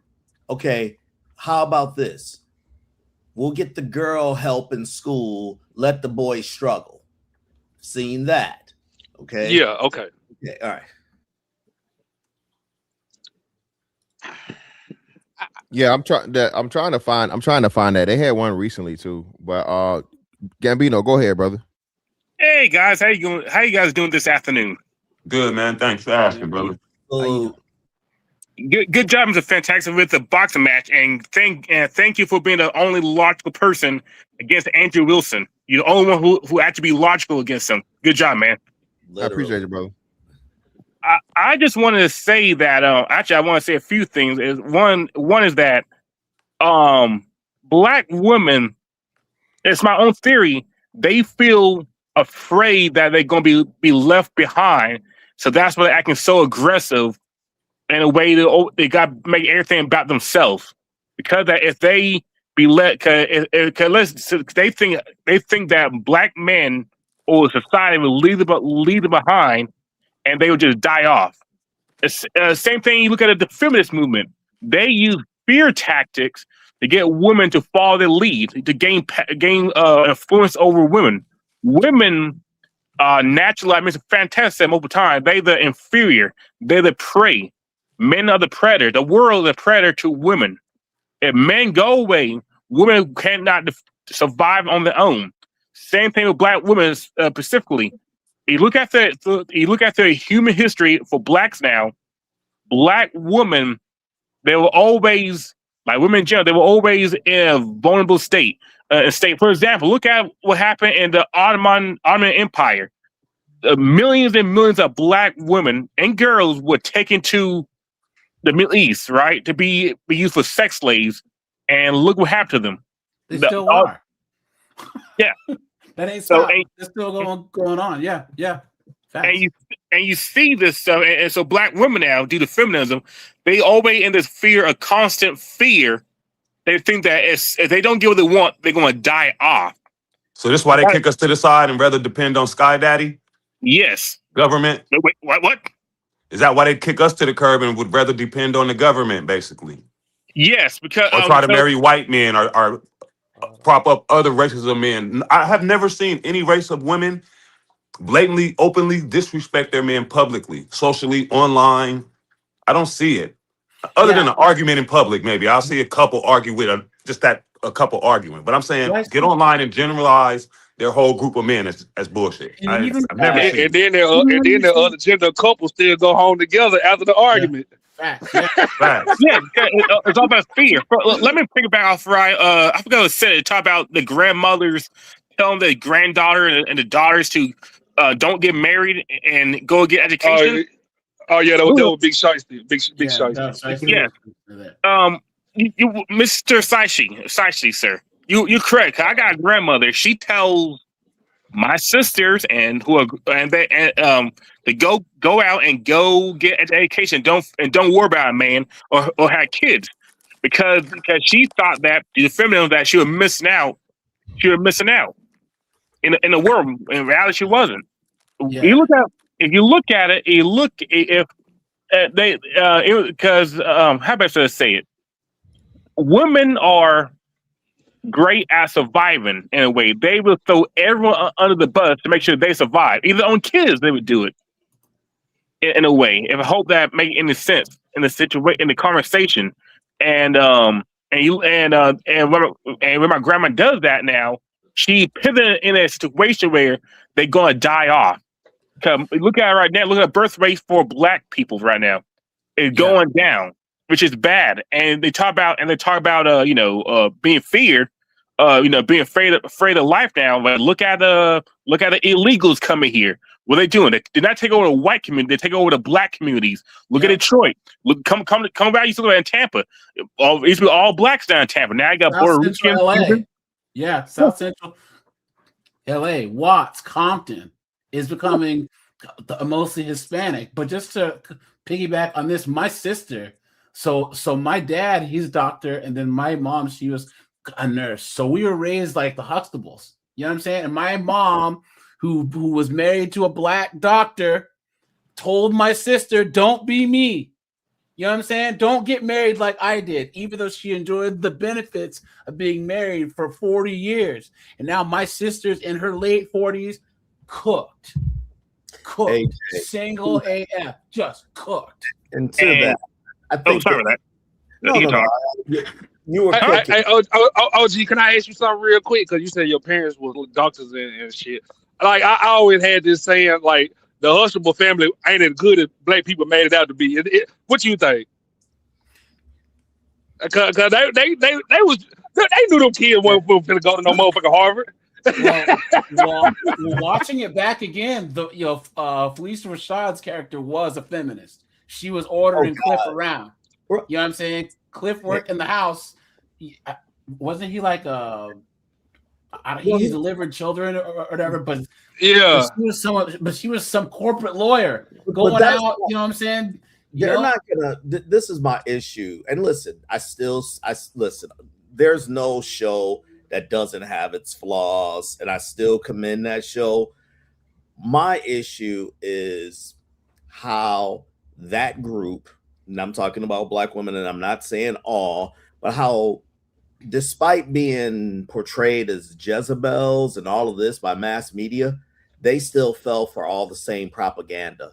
You know, the Gloria Steinems, that one Black sister that I shouldn't even call her sister, whatever, that was holding the fist up in the air, and then she got pushed aside. Let's use this fantastic. You and I used to raise this back in the day. What's the KRS-One chick or KRS-One looking chick? Tarana Burke. Thank you. Okay, and I'm not trying to insult her, but that's what she looks. KRS-One looking. Well, I mean, doesn't she? Doesn't she? You know, she came up with Me Too. She got none of the settlement when they got Harvey Weinstein. I'm sorry, another one of them Steens out of CBS. I can't think of his name right now. It's not Harvey Weinstein. It's another guy. I can't remember if it's Goldstein, but they got the president out because he was Me Too, and they got him to pay like $10+ million. They gave that woman nothing. It's like they know how to use this group, and this group continues to fall for their antics. Wait. Let me say this. That was a great point right there, because that goes with the concept of the show perfectly. That was a group that excluded themselves from Black men, even though they said it was Black Lives Matter. If you read their manifesto, They want nothing positive for straight black men, and then got used by that situation you just explained. That was perfect, and that's why we don't want them to lead us in those type of situations when it comes to the whole of the black community. We are against the nuclear family. It says that on there. Yeah, that's, you know, they let her stealth that thank God for Wayback Machine. But even when you show them this, yeah, it don't matter. It's this. Because back to the propaganda, pardon me for just getting a little bit amped up, but it just boils me. They want you to believe that every goddamn grandfather was fucking Mr. out there and shit. You know? That's what I'm saying.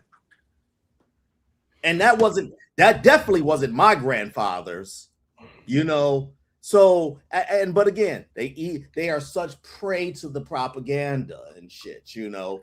I'll yield the floor. Y'all or like Gambino said, they actually use it to fearmonger and use that against you to make you stand down. Because if one incident and you speak against it, that means you support that horrible incident. You know what I'm saying? Like if you try to minimize it in any way, they'll shame you with that. Y'all remember when Stacey Abrams, she was on the news and she thought Joe Biden was going to make her his VP? You remember that? And then he didn't, and you could see her visibly get angry because she was basically campaigning for him all around, and she basically helped get him elected and didn't get anything for it at all. There's a CNN clip that you could pull up where you actually see her, and we're like, well, we have Joe Biden call again. She's like, really? No way. And then she thought that, you know, he was going to say, hey, Stacey, I need you here. And he hung up, and she was just upset because she got used. Since you're since you're bringing politics into this, and I don't want to make this political. I know Fan is not into the politics, but I got to say this. In 2020, after Biden won, if you say so or whatever, there was a call and there's a video. I don't know if y'all have seen it. I can't see the chat. I'm sure people in the chat have seen it. It's of Biden, Al Sharpton, I forget the woman, and there, you know, it was the Black Lives Matter women. That's who. And Biden was like, look, he was talking down to them. He was like, look, you better stand back to the Mexicans, okay? Yeah, the Hispanics. You don't have to work with the Hispanics. Yeah, you better have to work with them. I don't care what you did for me, you know. And hold a second. And guess what? No fat mouthing, no back talking, none of that. It was like yes sir, no sir. Well, we speak, sir, when you let us know to speak. And I'm just like, wow. Mr. Fantastic, I gotta drop, but I just want to say, hey, thanks for all the good work you do on these panels. You got the patience of a saint, man, because there's plenty of times where people come at you crazy, and if I was you, I'd cuss them out. So just thanks for all you do, man, and yeah, man, you do some good work. So thanks for having me on. Appreciate you, bro. For sure. Shout out to let me get them into the money real quick, brother. We'll come back to you. Shout out to Unity Strength One. Appreciate it for the 5 brothers. Take care of your health, protect your peace, respect each other as men because everyone wants to control you. Peace and respect, brothers. Greatly appreciate you, brother. Shout out to my man Sir Tice for the 10 on the Cash App. Greatly appreciate you, brother. And shout out to my man Digital Dash for the 5. Greatly appreciate you, brother, for the salute. Appreciate all you guys and your contributions. Ain't nothing but some money. That was a real last comment he made too. Yeah, go ahead, Gambino. I was gonna say was the great example of this will be with the Soviet Union. When Lenin and when Vladimir Lenin were getting power, and all the Marxists were getting power over there in Russia at the time, they used propaganda to get women to use women to gain power to get into politics and the government. And when that happened now, they pretty much say, yeah, thanks women for allowing us to get into power. Now we're gonna take all your rights. You'll be slaves to the cause, to the Marxist cause. And right now, we've seen that right now with the black women and the Democrats. Well, Gambino, back up. They also used that very same propaganda in coming to Black America in the 1920s. To this day, we are dealing with this Marxian mindset that many Black people have. Okay? No, I'm just saying you're cooking, but you better, you got to add it there. Oh, talk about NC. You talk about NCAA or NC National? No, not NAACP. No. Okay, so you can go to Manning Johnson. Let me see. Color, Communism, and Common Sense. He was trained in Moscow in the 30s, right? In the 30s and 40s. He later spoke on the commission. Basically, what made him not embrace Marxism is that he had a faith in God. And that's the first thing that they try to strip you in Marxism. But what the Russians decided back then was we can't beat America, head up. So we're going to destroy them from within, and this is why, we can go right there. Look at how they treat black people or whatever. Hey, this is why your A. Philip Randolphs, Richard Wrights, Paul Robeson, this is why they were all Marxists, because they thought that these guys had their back, but really they were just being used by them. I'm just saying you had it right or whatever, and if you're not familiar, I'll gladly give you all the material. We used to talk about this on this channel all the time, Well, I'm still learning this. I've been studying this for the last 60 years on my own because I notice a lot of stuff now with if you don't know your history, you're doomed to repeat it. Oh, hold up. Sorry, air compressor. Work on cars, But it's like for example, I'm going Marxism. It's a snake eating its own tail in a way. It's a contradiction. That's the best way to put Marxism.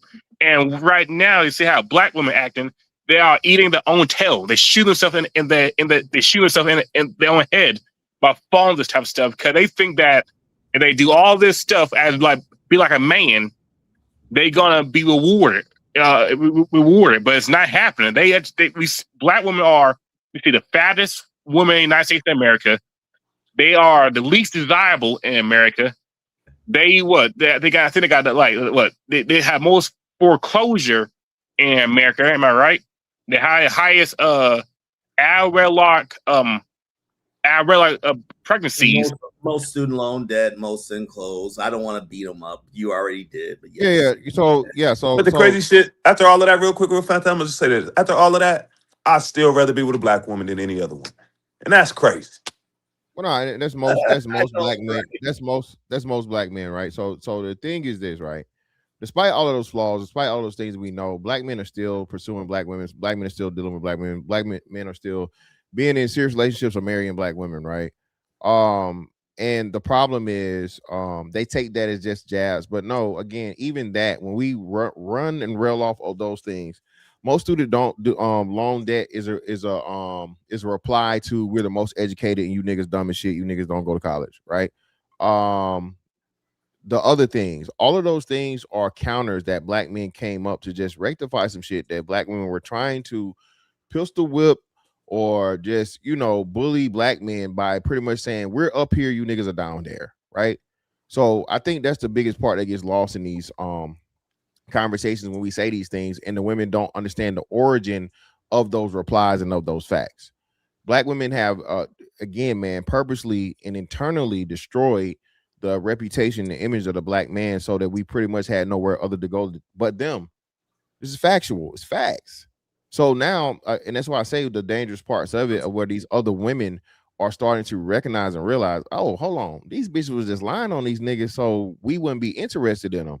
These men, especially, again, you put on a global scale, man, black men are like top 10 and wealthiest men in the fucking country. I mean, in the world, right? You feel what I'm saying? Because people forget that, bro, the most of the world is third world. Most of it is third world. So if you live in America, bro, $50,000 is shit just in what's the name alone. What I think is a 20-to-1 ratio for the peso.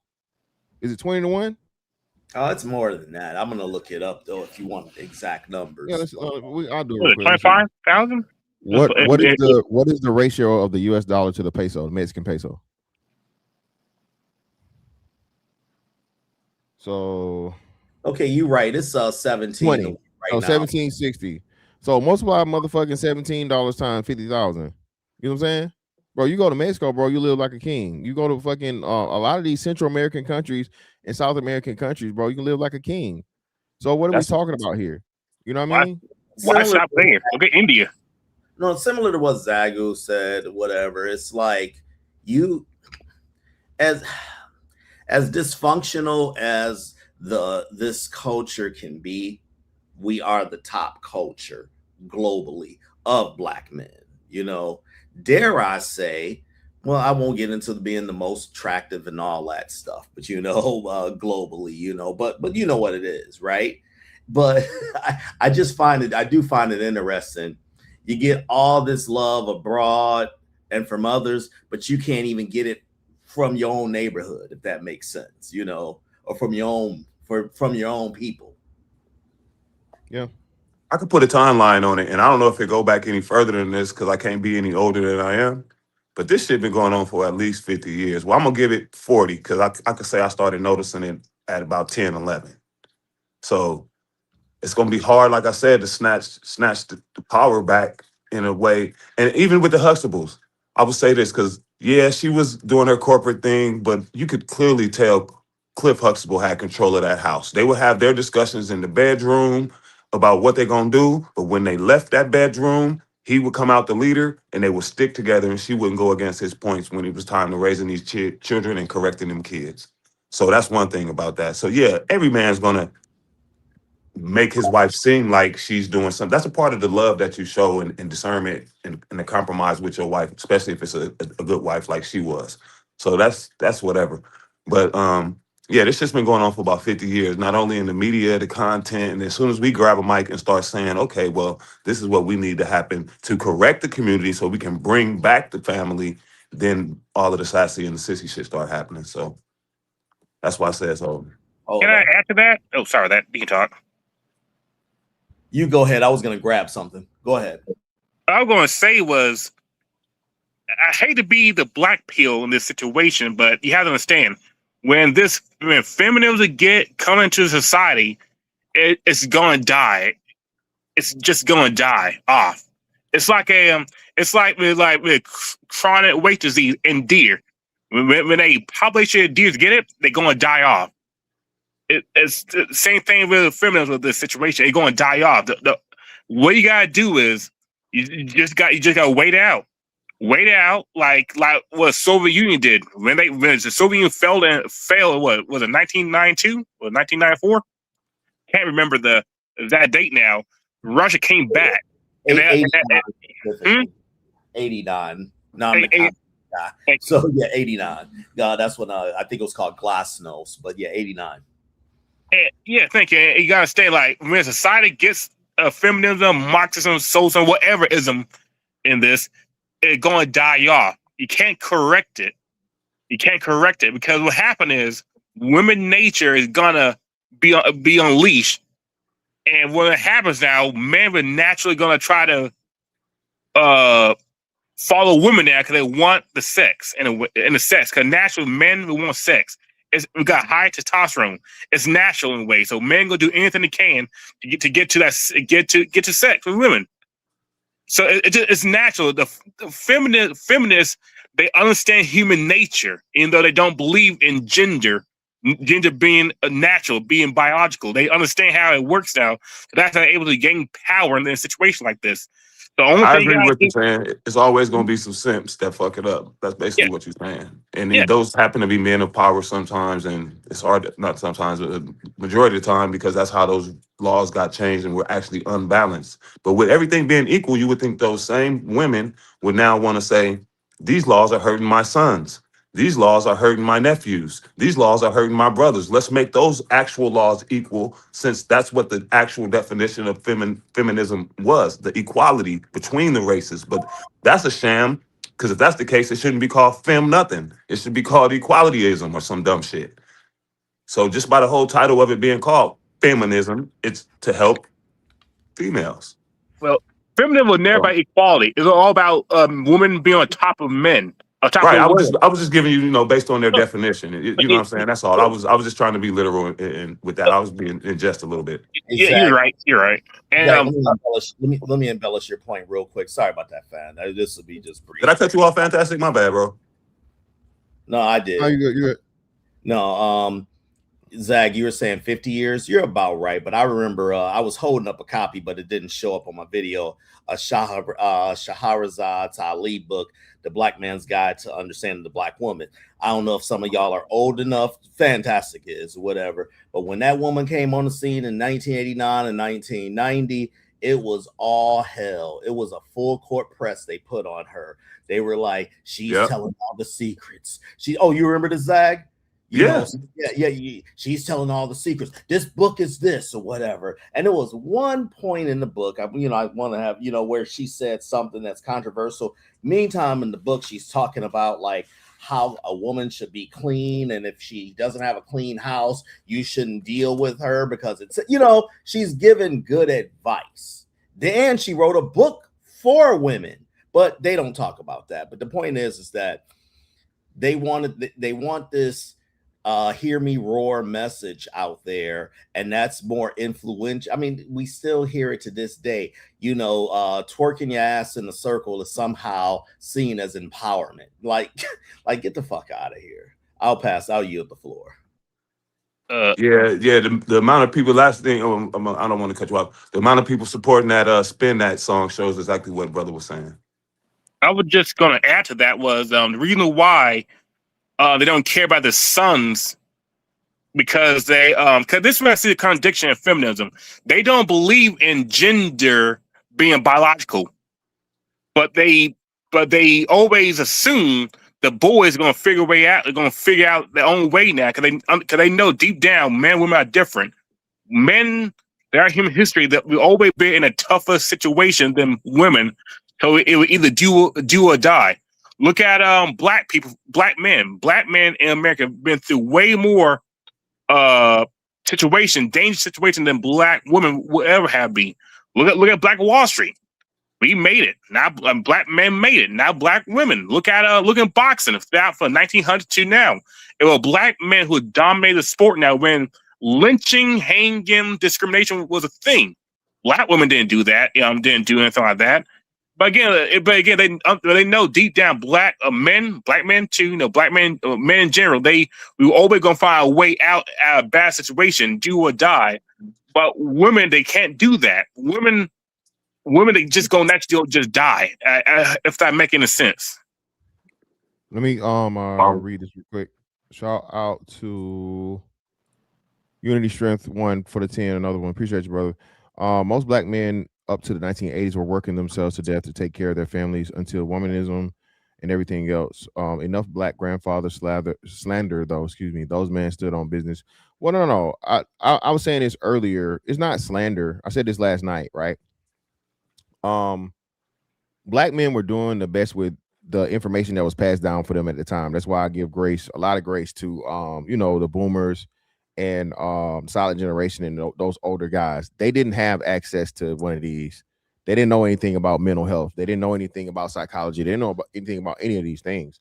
So simply what happened was you just were told what to do and you did what you were told, right? That started to change with us because we were Gen X partially, but people don't even realize for the millennials, bro, we birthed the fucking information age. We seen everything. We seen analog, everything from flow model TVs to 8-tracks and records to cassette tapes to CDs to digital music, right? We've been there. We've literally been introduced to everything. We're the bridge of the gap between the old and the new. So us having that understanding, having the knowledge, wisdom, and contact with those elders, being told those things of wisdom and being given, smart things and good principles and parables to live by. But at the same time, no actual studies or things behind it, just their lived life experience and, the representation of what masculinity was. And, being responsible, loving your family, taking care of your family, sacrifice all those different things. Yeah. But you have to combine the two of the action and the knowledge. And they just didn't have the knowledge. So I don't think it's slander, but at the same time, when them old ass niggas hop on the internet and they start talking like we still in the fucking 60s. Now you gotta sit your old ass down and shut the fuck up, bro, because that's not it doesn't apply here. And that's where the friction happens, because now you wanna, Monday morning fucking quarterback 40 years too late, and you're not active in anything other than just your opinion on a panel. You feel me? Let me do this real quick, then we'll hop back to it. Shout out to Ultra Magnus for the 10. Appreciate you, brother. You can't correct it. It has to be bred out by the men, not giving these women power and having children with them and rewarding the good ones with children and raising a better mindset. Ultra Magnus, again, brother. Shout out to you. Appreciate it for the 10. Ain't nothing but some money. The problem with that is you can't breed with the good women if we say the good women are the fucking minority of the women and the women that already don't have kids. So the vast majority of black women already have children, be it with ain't shit niggas or niggas that's about some shit, right? So with us understanding that over half of black women have kids already, right? How are the majority of men going to be able to pick the good women out of the 40 some odd percent or less than 40% that's left? You feel me? And if you want to come in and give those kids some straightening and be a good or great stepfather experience, they're going to disrespect you and not let. How many of those women you think going to let you come into their home and take control of their kids and get them right and get them right? Even Zag, even if you do that, I'm saying how many though? No, not many. And even if you do that, you're still gonna have more than likely an ungrateful kid or whatever. When they're one of my best friends here, I don't even want to get it. I'll just say his stepfather was there throughout. And, we're older now. And I asked him, I'm like, hey, whatever happened to blank blank? And he was like, I don't know. I haven't talked to him in years. And I'm like, dude, he raised you. You haven't talked to him in years. Like, man, it's a going back to Fantastic's point, it's a thankless job. Many men took that on in the 70s and 80s. I saw it with my own eyes, willingly taking on multiple baby daddies, kids, and what thanks did they get? That's what happened, dare I say, to the stepfather. Many men actually like, you know what? This is not a good thing to step into at all. Can I add to that? If I can? Please, feel free. Sure. I was going to say, it's simply biology. Kids, they're not biologically your kids, and they're not biologically your kids. So those kids now, they're not going to be interested in you in a way. So they're always going to follow the mother and the biological father, even if we're not there. So it doesn't matter how much good you do, that biology is going to still be there. It could be a wall that you can't break through. So you just gotta think about it. Naturally, being a single mother back in the day now, when cavemen were a thing, even with a death sentence. 4 words. 4 words. You ain't my. Finish the sentence. I was just about to bring that point up. I was going to ask if anybody's had that done to them. It's one of the worst feelings that you could ever have in your life, man. Luckily, in my position, it was done to me by a teenager, so I was able to say the slick shit back. So nigga said, you can't tell me shit. You ain't my daddy. I said, but look here, I'm your mama's daddy. And then after that, he ain't never said no more slick shit, so we kind of got that straight.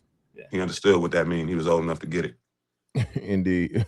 Shout out to my man Freeman's Journal for the membership message, brother. Greatly appreciate it. Functional black people are their own group, benign. Ain't nothing but some money.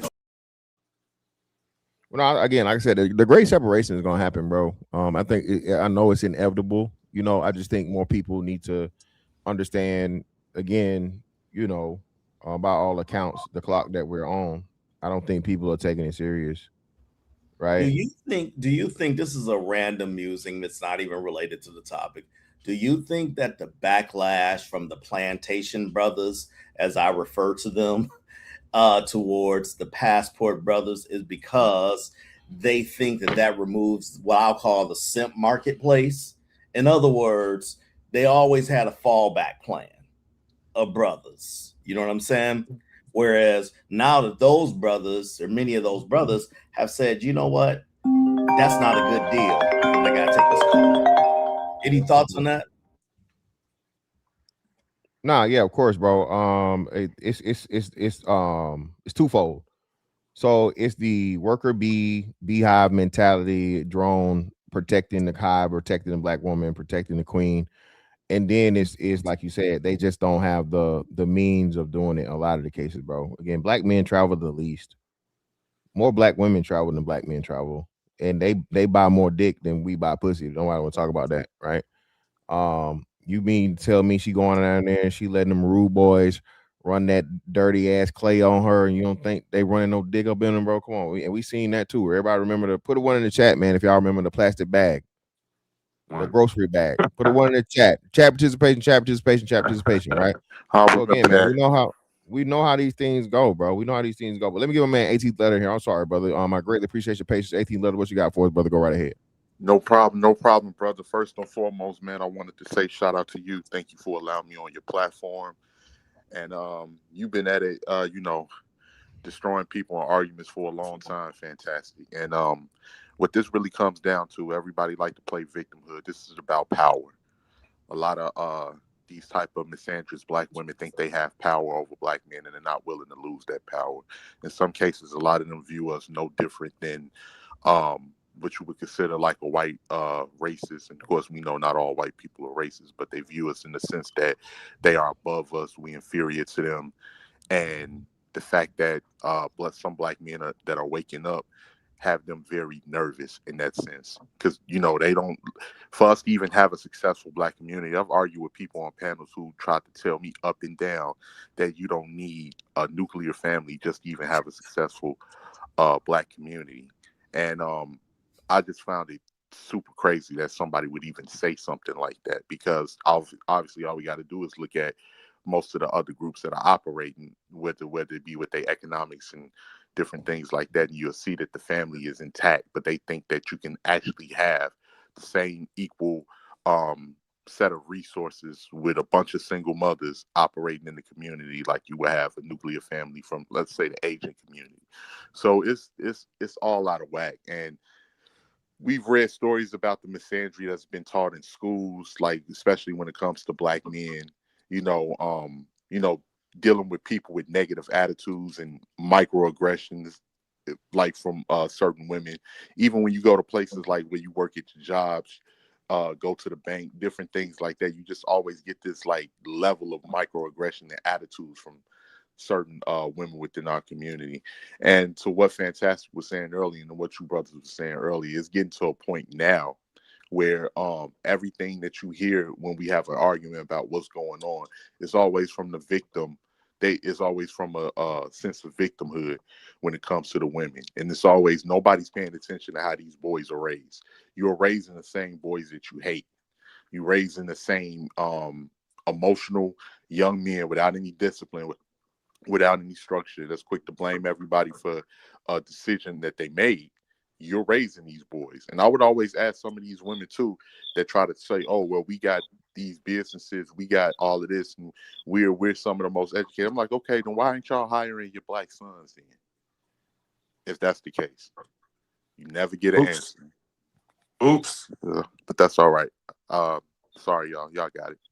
Nah, so shout out to Creed, and yeah, ladies, you can come up, man. Like I said, y'all know me. I was the original woman infiltrator. Y'all niggas don't forget, you know, who y'all talking with. But nah, no, Creed, I'm you know me, I'm not encouraging marriage at any way, shape, form, or fashion. At least not state sanctioned marriage. If you want to get a spiritual marriage, baby, go right ahead. You know what I'm saying? Let that man, provide and protect for you, live under his roof and be under his covering. You don't need no paperwork to do that. God don't respect no paperwork, right? But nah, it's just the fact of the matter that we understand the importance of families, and the most important part is women can't have the monopoly on raising the children.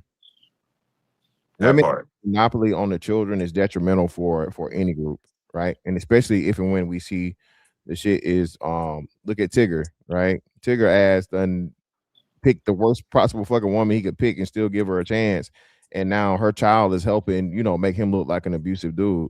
So yeah, by all means, man, it's like even when you do that, you do the thing that women say they want you to do, brother, you're gonna lose in that situation. If you taking a woman seriously, bro, that's got 2 baby daddies or more, hey brother, that's on you. Whatever you get out of that, you get out of it. I'm sorry. And you say you want the life easier on you, let the dad have access to the kid. That's all. And I started off with saying I'm not getting married again. So, but I do believe in long-term relationships And I even said that I was a stepfather and I was a good stepfather. I just don't believe that there was actual any appreciation showed in that. And that's why that situation fell apart, because I started to feel unappreciated and I had to step. It wasn't like she was like, oh, you're not doing what you're supposed to do as a man. Nah, I'm not getting reciprocated as far as just words of affirmation shit. And then your kid gonna say, you're not my daddy. She didn't say nothing. So like I said, I'm your mama's daddy. And she sure didn't say nothing when I said that. I said, I'm your, hey, well, whatever, y'all heard it. No, you I think what happened is that many Black men got guilt tripped into a lot of situations. You got to take care of this or whatever, and like I said, nobody's going to get something. Nobody's going to contribute to something that they're not getting anything out of. But I'll defer to the lovely Mahogany. Hello, Mahogany. How you doing? Hey there, man. How y'all doing? Hey, Mahogany. Hey, what's up? Hi, Mr. Fantastic. I had a question just about the title. I haven't been here long, so I'm not going to assume anything. But how did you come up with this topic? Shout out Mahogany. So Jasmine Crockett just did like 2 promos or whatever at Essence Fest, to where she spoke pretty much exclusively of Black women with no mention of Black men whatsoever. And something along the lines of politics being, so pretty much I use that to allude back to the point of where Ice Cube had the conversation with the Queens, with Cocktails with Queens, and it was politics also. And then they demanded, separation and exclusion from Black people and something for themselves. So that is the gist or the spirit of the title of the stream. I watch you. Yeah, it makes sense. I know you've done this topic before, just the separation. That's the point? Just saying that basically you believe some Black women feel like they're separate from the Black man. They're not a family unit. Is that what you're trying to say? Yeah, not what I believe. Black women believe it. So like I use what Jasmine Crockett said. So like as I do with everything, I use evidence to proof to prove my points. So when you have a woman that was a congresswoman, right? She was a member of Congress, address this politically and talk about Black women exclusively in politics, that's extremely problematic. So her and other Black women have said it. Black women see themselves as separate in their own class within the Black community. They don't talk about themselves and Black men being one and the same or linked. Hey, fan, hold on. That's by design. Mahogany, just hang on for just one quick second. Jasmine, Bree Jefferson makes a great point here in your chat, but I just want to say with her, Jasmine Crockett is sponsored by George Soros. And we know that because we saw her and Alex Soros, pictured together. And that's just not random. We've seen her campaign donations where a lot of her money comes from outside of the United States. Anybody that's not familiar with George Soros, I advise you to get familiar with him, but he is dead set on creating frictions, and all of this within the United States, whether that's blackmail, this and all that. And it's interesting. He funded BLM. Exactly. And it's interesting that they put that despite the fact that she got trampled in her election, what have you, when you're losing by double-digit points, that's a trample. Despite the fact that she got trampled, despite the fact that she never sponsored any legislation whatsoever in her district, they still propped her up last year, or I'm sorry, at Essence. But wait, wasn't last year at Essence, they were propping up all the Afro beats and all the African stuff or whatever. So this just shows you there's no consistency with this group or whatever. Hey, just real quick, shout out to Toya. Appreciate you, love. For the 5 on the Cash App. Greatly appreciate you, love. Question, fantastic. This is a real question too. Mahogany, maybe you can answer, or anybody that has more knowledge on this than me, because I've only seen Jasmine Crockett as far as her clips. But as a sitting congresswoman, has she ever spoke on any issue that a Black man has arose to her, or has she ever spoke on any Black men issues at all? Ever? No, not to my knowledge. Only in the victimized sense this person was dead. I can't think of it off the top of my head, but I followed her career personally. Here, bottom line, if you're in Congress and you don't even submit a bill or consider, a consideration for something, you're just there as a prop, simply put. Because I didn't want to just say that she didn't support us without having any knowledge. I just never had actually heard her say anything. But every time she speaks on the Black community, she makes sure she uses the Black community as an overall base first, and then she goes in and separates it and says, but yes, Black women need this specifically. But this is what I'm saying though. If you only name one group and you speak generally, and then you always specify to one, that's your original premise. Yeah. Same thing that they did. You know what I'm saying? So my bad. So we're saying the same thing then. So no, that's what I'm saying. Jasmine Crockett speaks for I had the thing, where is it? She said black women deem Jasmine Crockett one of their saviors. Black women deem Jasmine Crockett one of their representatives. You guys did that. Y'all were championing her when she called that white lady butch body built bitch, whatever she called her, right? Marjorie Taylor Greene, that back and forth. Y'all were happy with the sister girl bullshit, right? So, and when Stephen A, said what he said rightfully, but then tucked his balls and retracted it, y'all got offended at him. So, again, most of these representatives for Black women, you guys choose them, y'all support them, and if and when you don't go lockstep with them, you hate Black women automatically. I say that they're propped up. Most they do choose them, but those are propped up individuals. For example, think of somebody like Carolyn, right? A woman. Somebody's got. I think that's you, Mahogany. No, it was Brownsville. I got to go ahead. Okay, no, just think of somebody like Carolyn Swain. If you're not familiar with her, she's an older lady who was on welfare and all this. She basically went to school, became something of herself, but because she doesn't preach that message of going against the Black man, blaming the system, blaming the white man, she's not known, So they know who the targets are. They know it's just all about show them in a high profile position, prop them up, show them in a high profile position. Oh God, if they give it to any white person, definitely prop them up. Like you said, with the whole Marjorie Taylor Greene thing and, her talking about Trump and all that. Oh, wow. She's really proud, Okay, well, what about her record? What about for what she was actually hired for, or elected for? What about that? Mahogany wanted to say something too, and I think we had stopped her. We had cut her off. That was her mic though. It wasn't me. I don't think I'm inside. I think it sounded like some outside wind. She dropped off, so she can come back if she wants. Yeah, because I think she was trying to say something, and then we started talking. She didn't really get to talk, and we kind of like she lost power. And Mahogany's a big girl. I just saw her cussing somebody out the whole fucking weekend. So, you gotta know. Okay. No, I just want to say because in the comments it's already like we double hating this shit. I'm not, Zach. We don't do that over here. Women know they can come up here. Just like y'all hop on anybody else fucking panel, y'all can hop on the fucking panel. Y'all grown. Ain't no special treatment. Ain't no fucking holding hands. Get your ass up and say what you gotta say if you want to say it. Titties and vaginas are welcome, baby. Okay, and I got you. I agree. Shout out to Mahogany, baby. I hope your she said her power went out, so I understand. But we were saying the last thing. We were saying the same thing about Jasmine Crockett. I was just wanted to make sure before I made that point that she didn't actually say something specifically about men because I would have been totally wrong. But she always uses the umbrella of Blackness to specifically then stash off into what women need. And even Ice Cube asked him specifically, are Black women not a part of Black people? And only one of them answered yes. They all first natural response was no, and you can hear it verbally. No. Then one person, yes. Notice Ice Cube recently did say that he gets no invites or anything to all that. This is why I'm saying it's a cabal.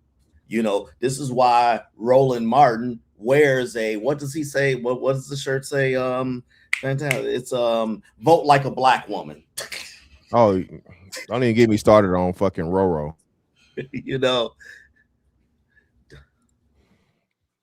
But yeah, man. He looks down on Black culture anyway, though, because he always falls back on that. My people from where is people from? Grenada or Trinidad or something. His people not from from here. Not like that. I ain't trying to make it that kind of stream. But he falls back on that, and he always kind of does that and separates himself and uplifts the black woman over the black man. I think he does that definitely on purpose. Yeah, he's bought and paid for, and it's been exposed. Shout out to that brother in Chicago who confronted him, and he ran like a broad he is. There you go, Prime VA. Yeah, man. Yeah, and that's the thing, man. Ultimately, like I said, this was just about addressing everyone claims that it's us, right?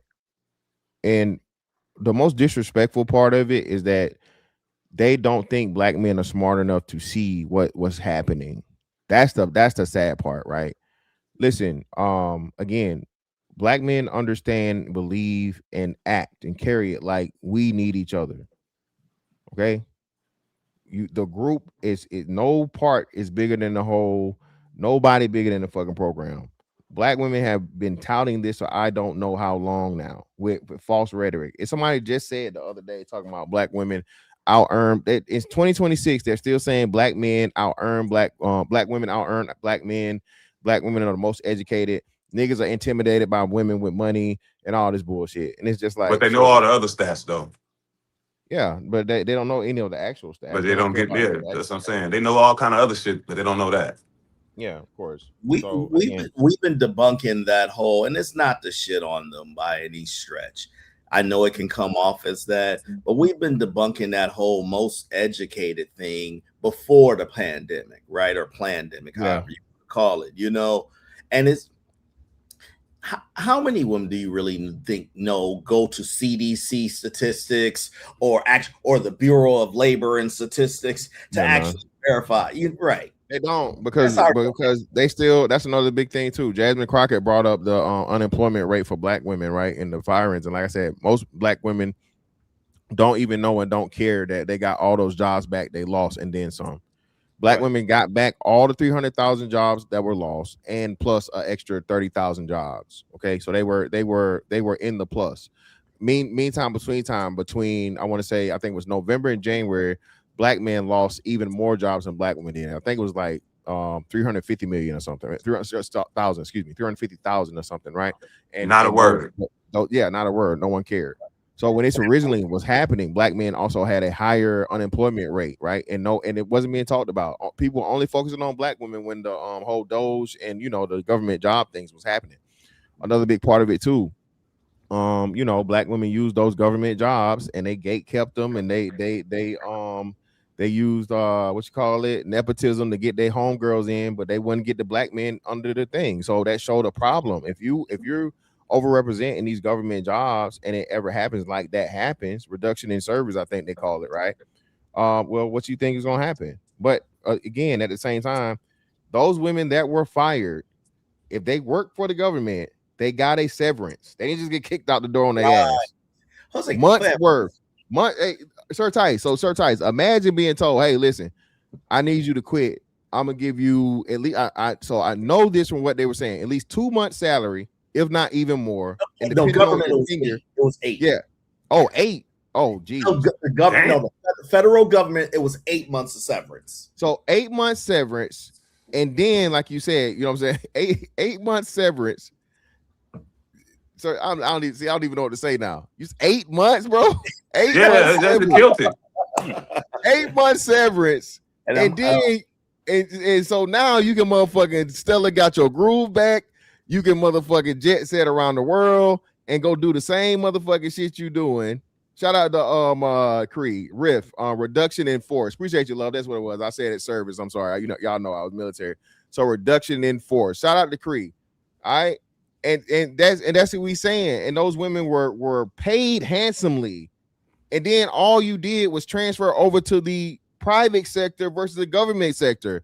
And everybody made it seem like it was just this horrible thing. Black women are being targeted. Black women are being fired. Trump hates black women. And yet we knew the details were there. That, hey, y'all weren't just kicked out the door on your ass with nothing. You know what I'm saying? And what you call it? What you call it, y'all?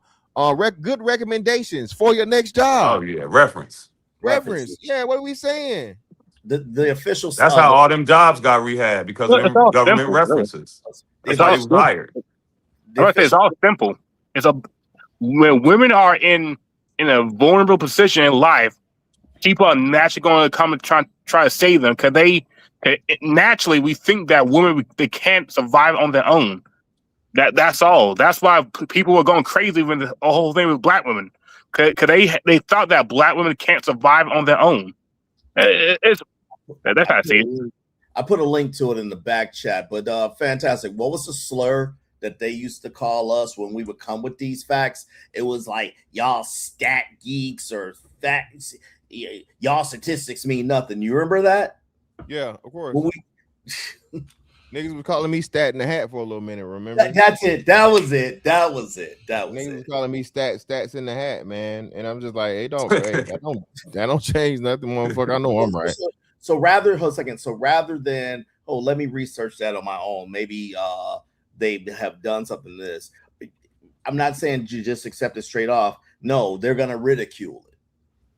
And we had a real good comment up, fantastic. It was a real good comment. It was saying something about black women asking black men for better communication. Oh yeah, I'm gonna get back to that because again, that's another black woman that want to speak from the chat, Zagu, but she don't ever want to come up here and actually voice her opinion in real time, right?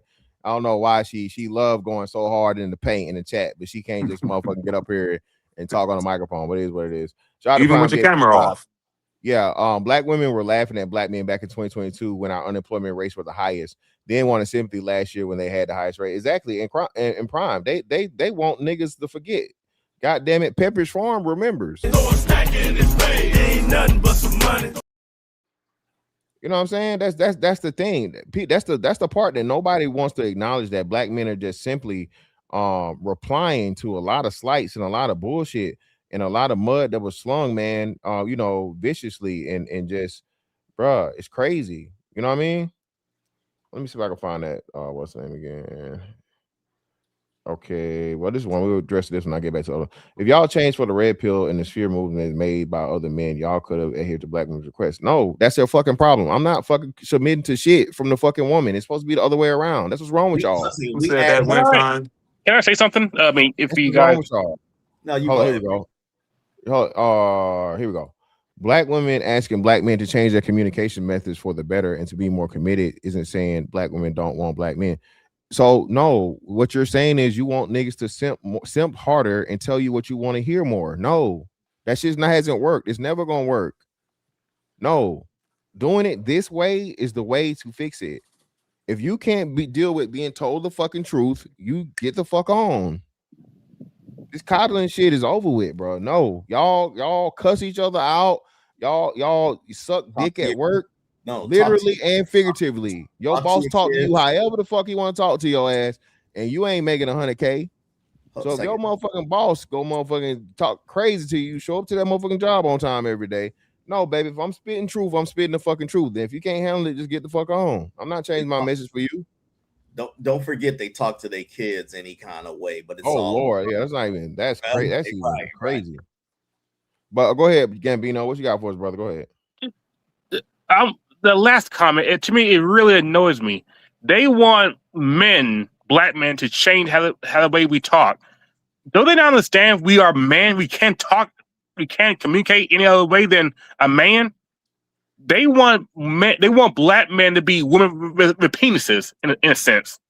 That's what they want. They want black men to be women because they can't handle a man being a man. They want to do everything in power to make a black man to a woman, a man address. And the other comment, we're talking about the red pill. The red pill only thing is knowledge and truth. It doesn't care about religion or politics or creed or whatever. It's all about getting to the truth and figure out how the world works. That's all. The red pill save more lives right now in America than a church at a moment. At least they try to teach men and boys how to be men, or try to explain to them, don't expect a woman, doesn't matter what race, to act like this, or how your parents taught you how women are, or how movies told you how women are. This, to me, they are trying to doom in the young boys, doesn't matter what race are, and men too. I know so many guys who who did self-deletion because they thought they could be the white the knight in shining armor, and when they do that, the woman don't even give those type of guys who will do everything in their power to save the woman from a bad decision. They still try to go with Tyrone, who will use and abuse them, and those same men that try to do the right thing, they get depressed, they get frustrated, they commit crimes like that, or they off themselves. And to me, this is what we see right now in the black community right now with black women and men. The black women, they don't want the black men who are good. I mean, you said it was right. They want the black men to be slaves. They want them to be on a plantation while the black women go around screwing every other man who they think can make the life better in a sense. You know, give them the feels. And to me, a 27-year-old man, I can say a black man, I have to say this, I lost a lot of interest in black women because this type of stuff I see. They don't want Clark Kent, you know, Superman. They want Bruce Wayne. The Bruce Wayne, the guy who got mental problems and who's rich, who's like a playboy. They want the King Vaughns, they want the Fulios. They don't want Michael B. Jordan. They don't want guys like that. They don't want Muhammad Ali. They want Mike Tyson. They want those type of guys. To me, this stuff it just annoys me to no end. I'm done. Pezzy Gotham, you're free. I just got a quick. No, you're free to take the link, but also, how does what you're saying here about yourself refutes anything that has been said? That's what I'd like to know. Nah, he ain't gonna hit the link, bro. It's just that's like this is what I wanted to say to that the first comment. So it leads me to believe she assuming or generalizing that men come home and be like, "Where my meal at, bitch? Sit down. Why the fuck the kids ain't sleep?"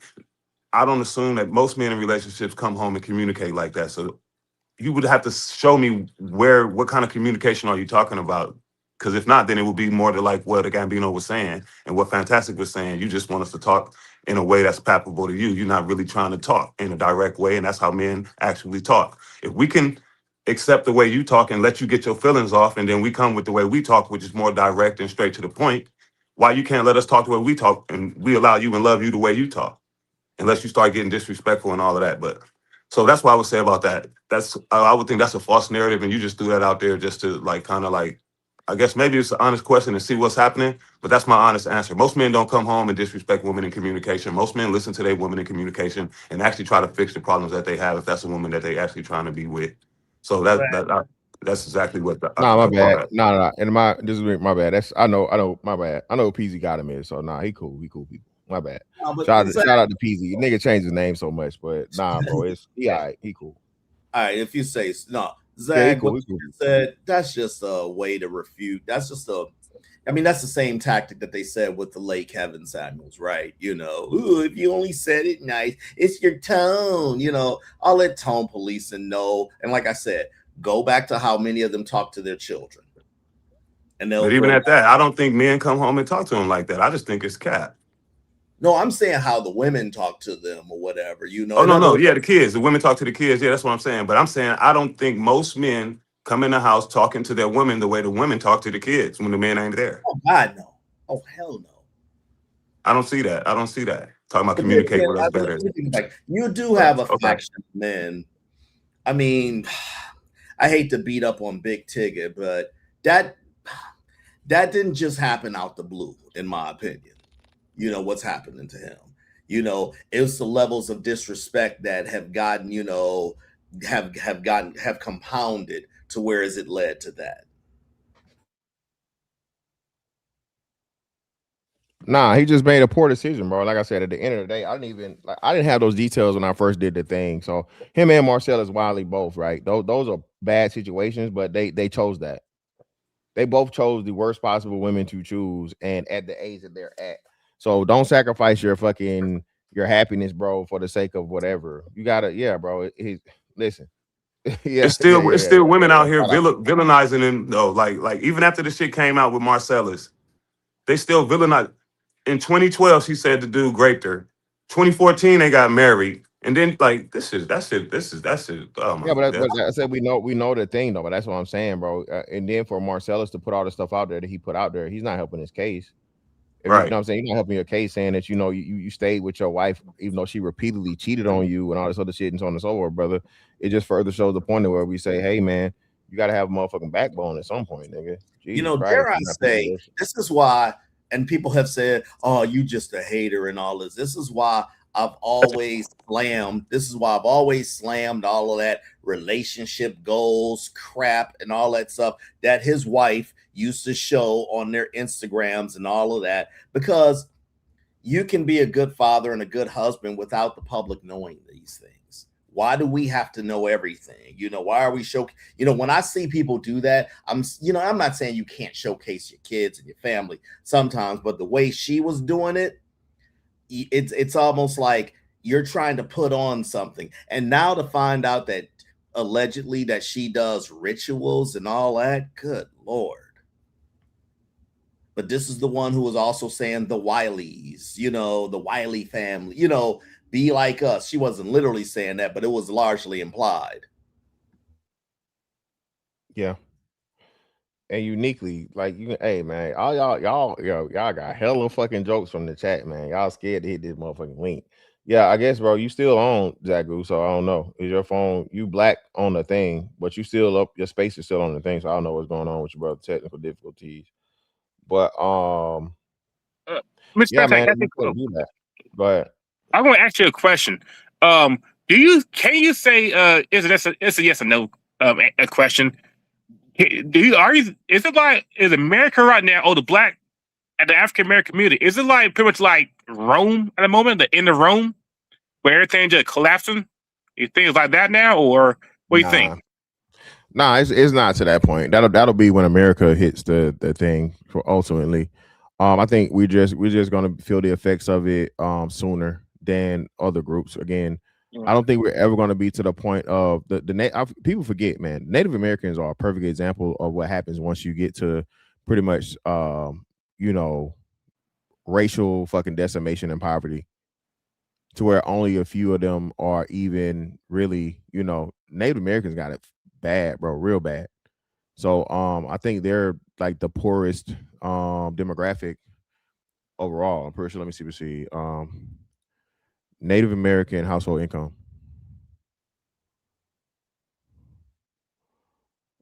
So it's below the median, but hell, it's above us, so I can't even say that, right?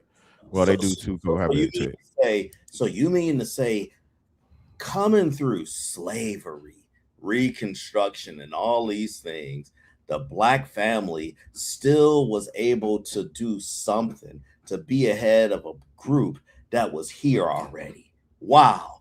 I guess we not shit, right?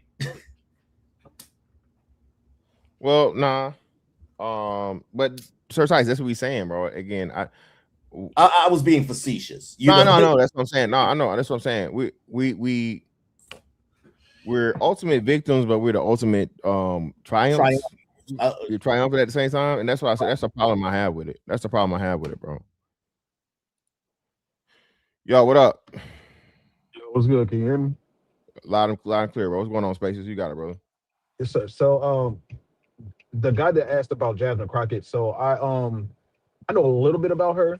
The only Black man that I've heard her represent out loud was Carmelo Anthony. Yeah. But outside of that, no, I haven't heard her represent a Black man on a mass scale.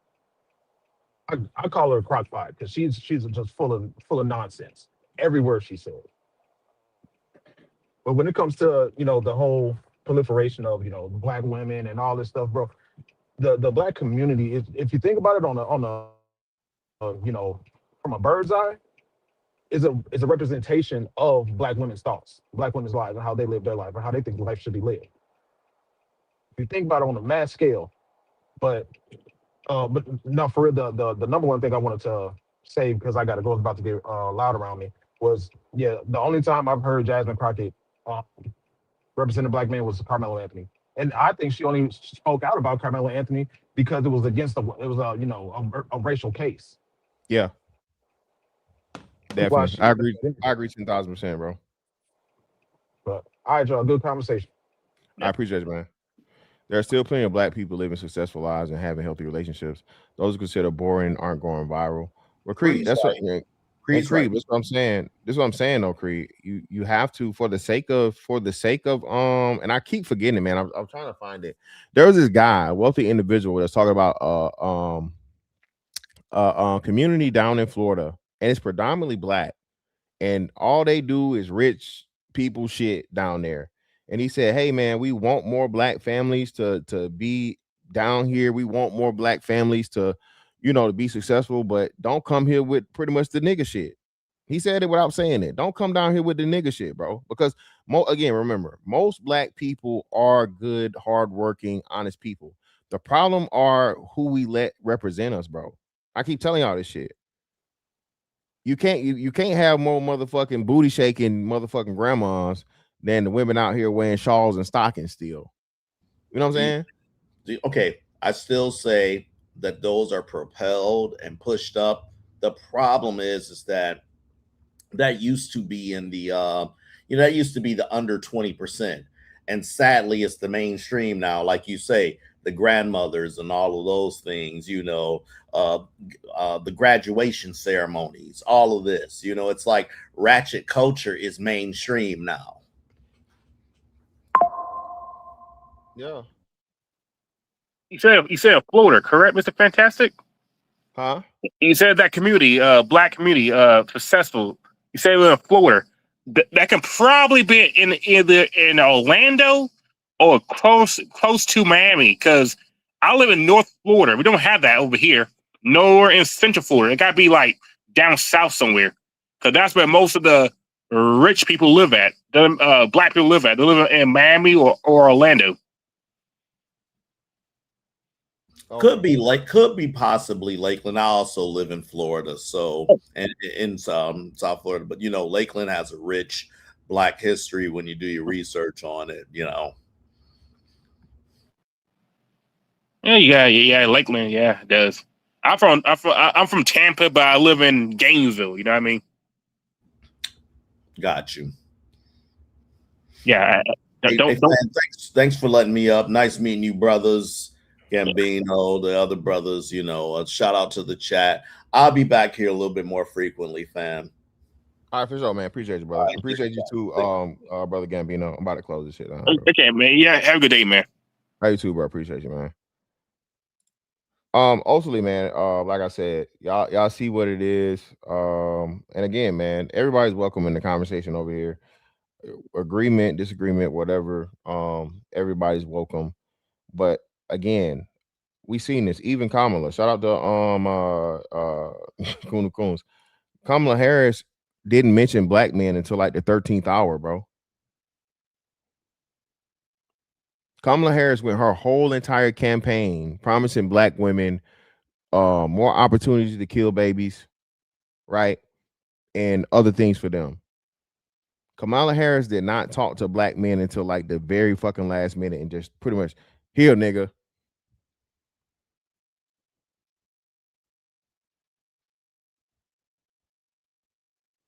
Black men, the only way for us to fix this, bro, is to establish ourselves as a political fucking, a political bloc.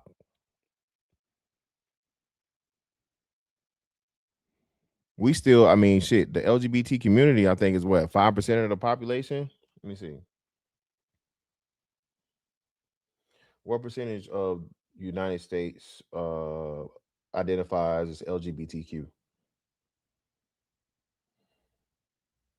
Oh, well, shit, them motherfuckers up to 10% now. Brotherfuckers taking over. So it's a little bit bigger. Whoa. Pause. They have more volume, okay? But still, 7% of the population, bro, is nothing to shake a head at. You feel me? Asians, I know Asians are like 5%, right? But furthermore, like you said, we aren't using our political, financial, all these different things that we influence. And this is where I think, we have to start leaning on these NBA players, these NFL players, bro. You feel me? What are you guys gonna do for us? How are we gonna establish this shit? But hey, that's a much bigger conversation It has to be said, man. It has to be had. Yeah, it's always, bro. You ain't whooped the bitch. You ain't had a police report. You ain't had nothing, and now all of a sudden you get divorced. Now he a pussy crook and he a woman beater. Okay. Shout out to Cree. Well, Cree, that's you. Like I said, but you know, black women out here, me no black, man. Jasmine Crockett is definitely on some me no black shit. You feel me? And that's just the sad part of it. But anyway, man, hey. Hold on. Let me do this. Hold on. Let me do this.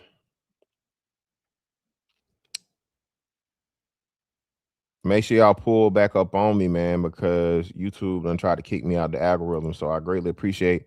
This has been the first time I had 200 plus people in the chat in quite some time, man. So I appreciate y'all for pulling up on me and coming through.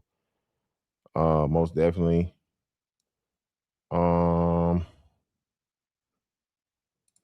There we go.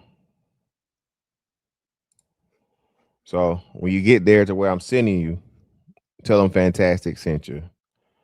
Like, comment, share, subscribe, and hype. Hey, and check me out on IG, bro. Check me out on IG. Check me out on Twitter. IG especially though. Like my shit, share my shit. You know what I'm saying? I'm dibbling and dabbling more on the comedy on my IG side, man. So we trying to build that up. But either way, man, really appreciate y'all pulling up on me. Thank you for all of your support, man, especially the financial support. And that's that on that one. I'll catch y'all on the next one. Holla. We out.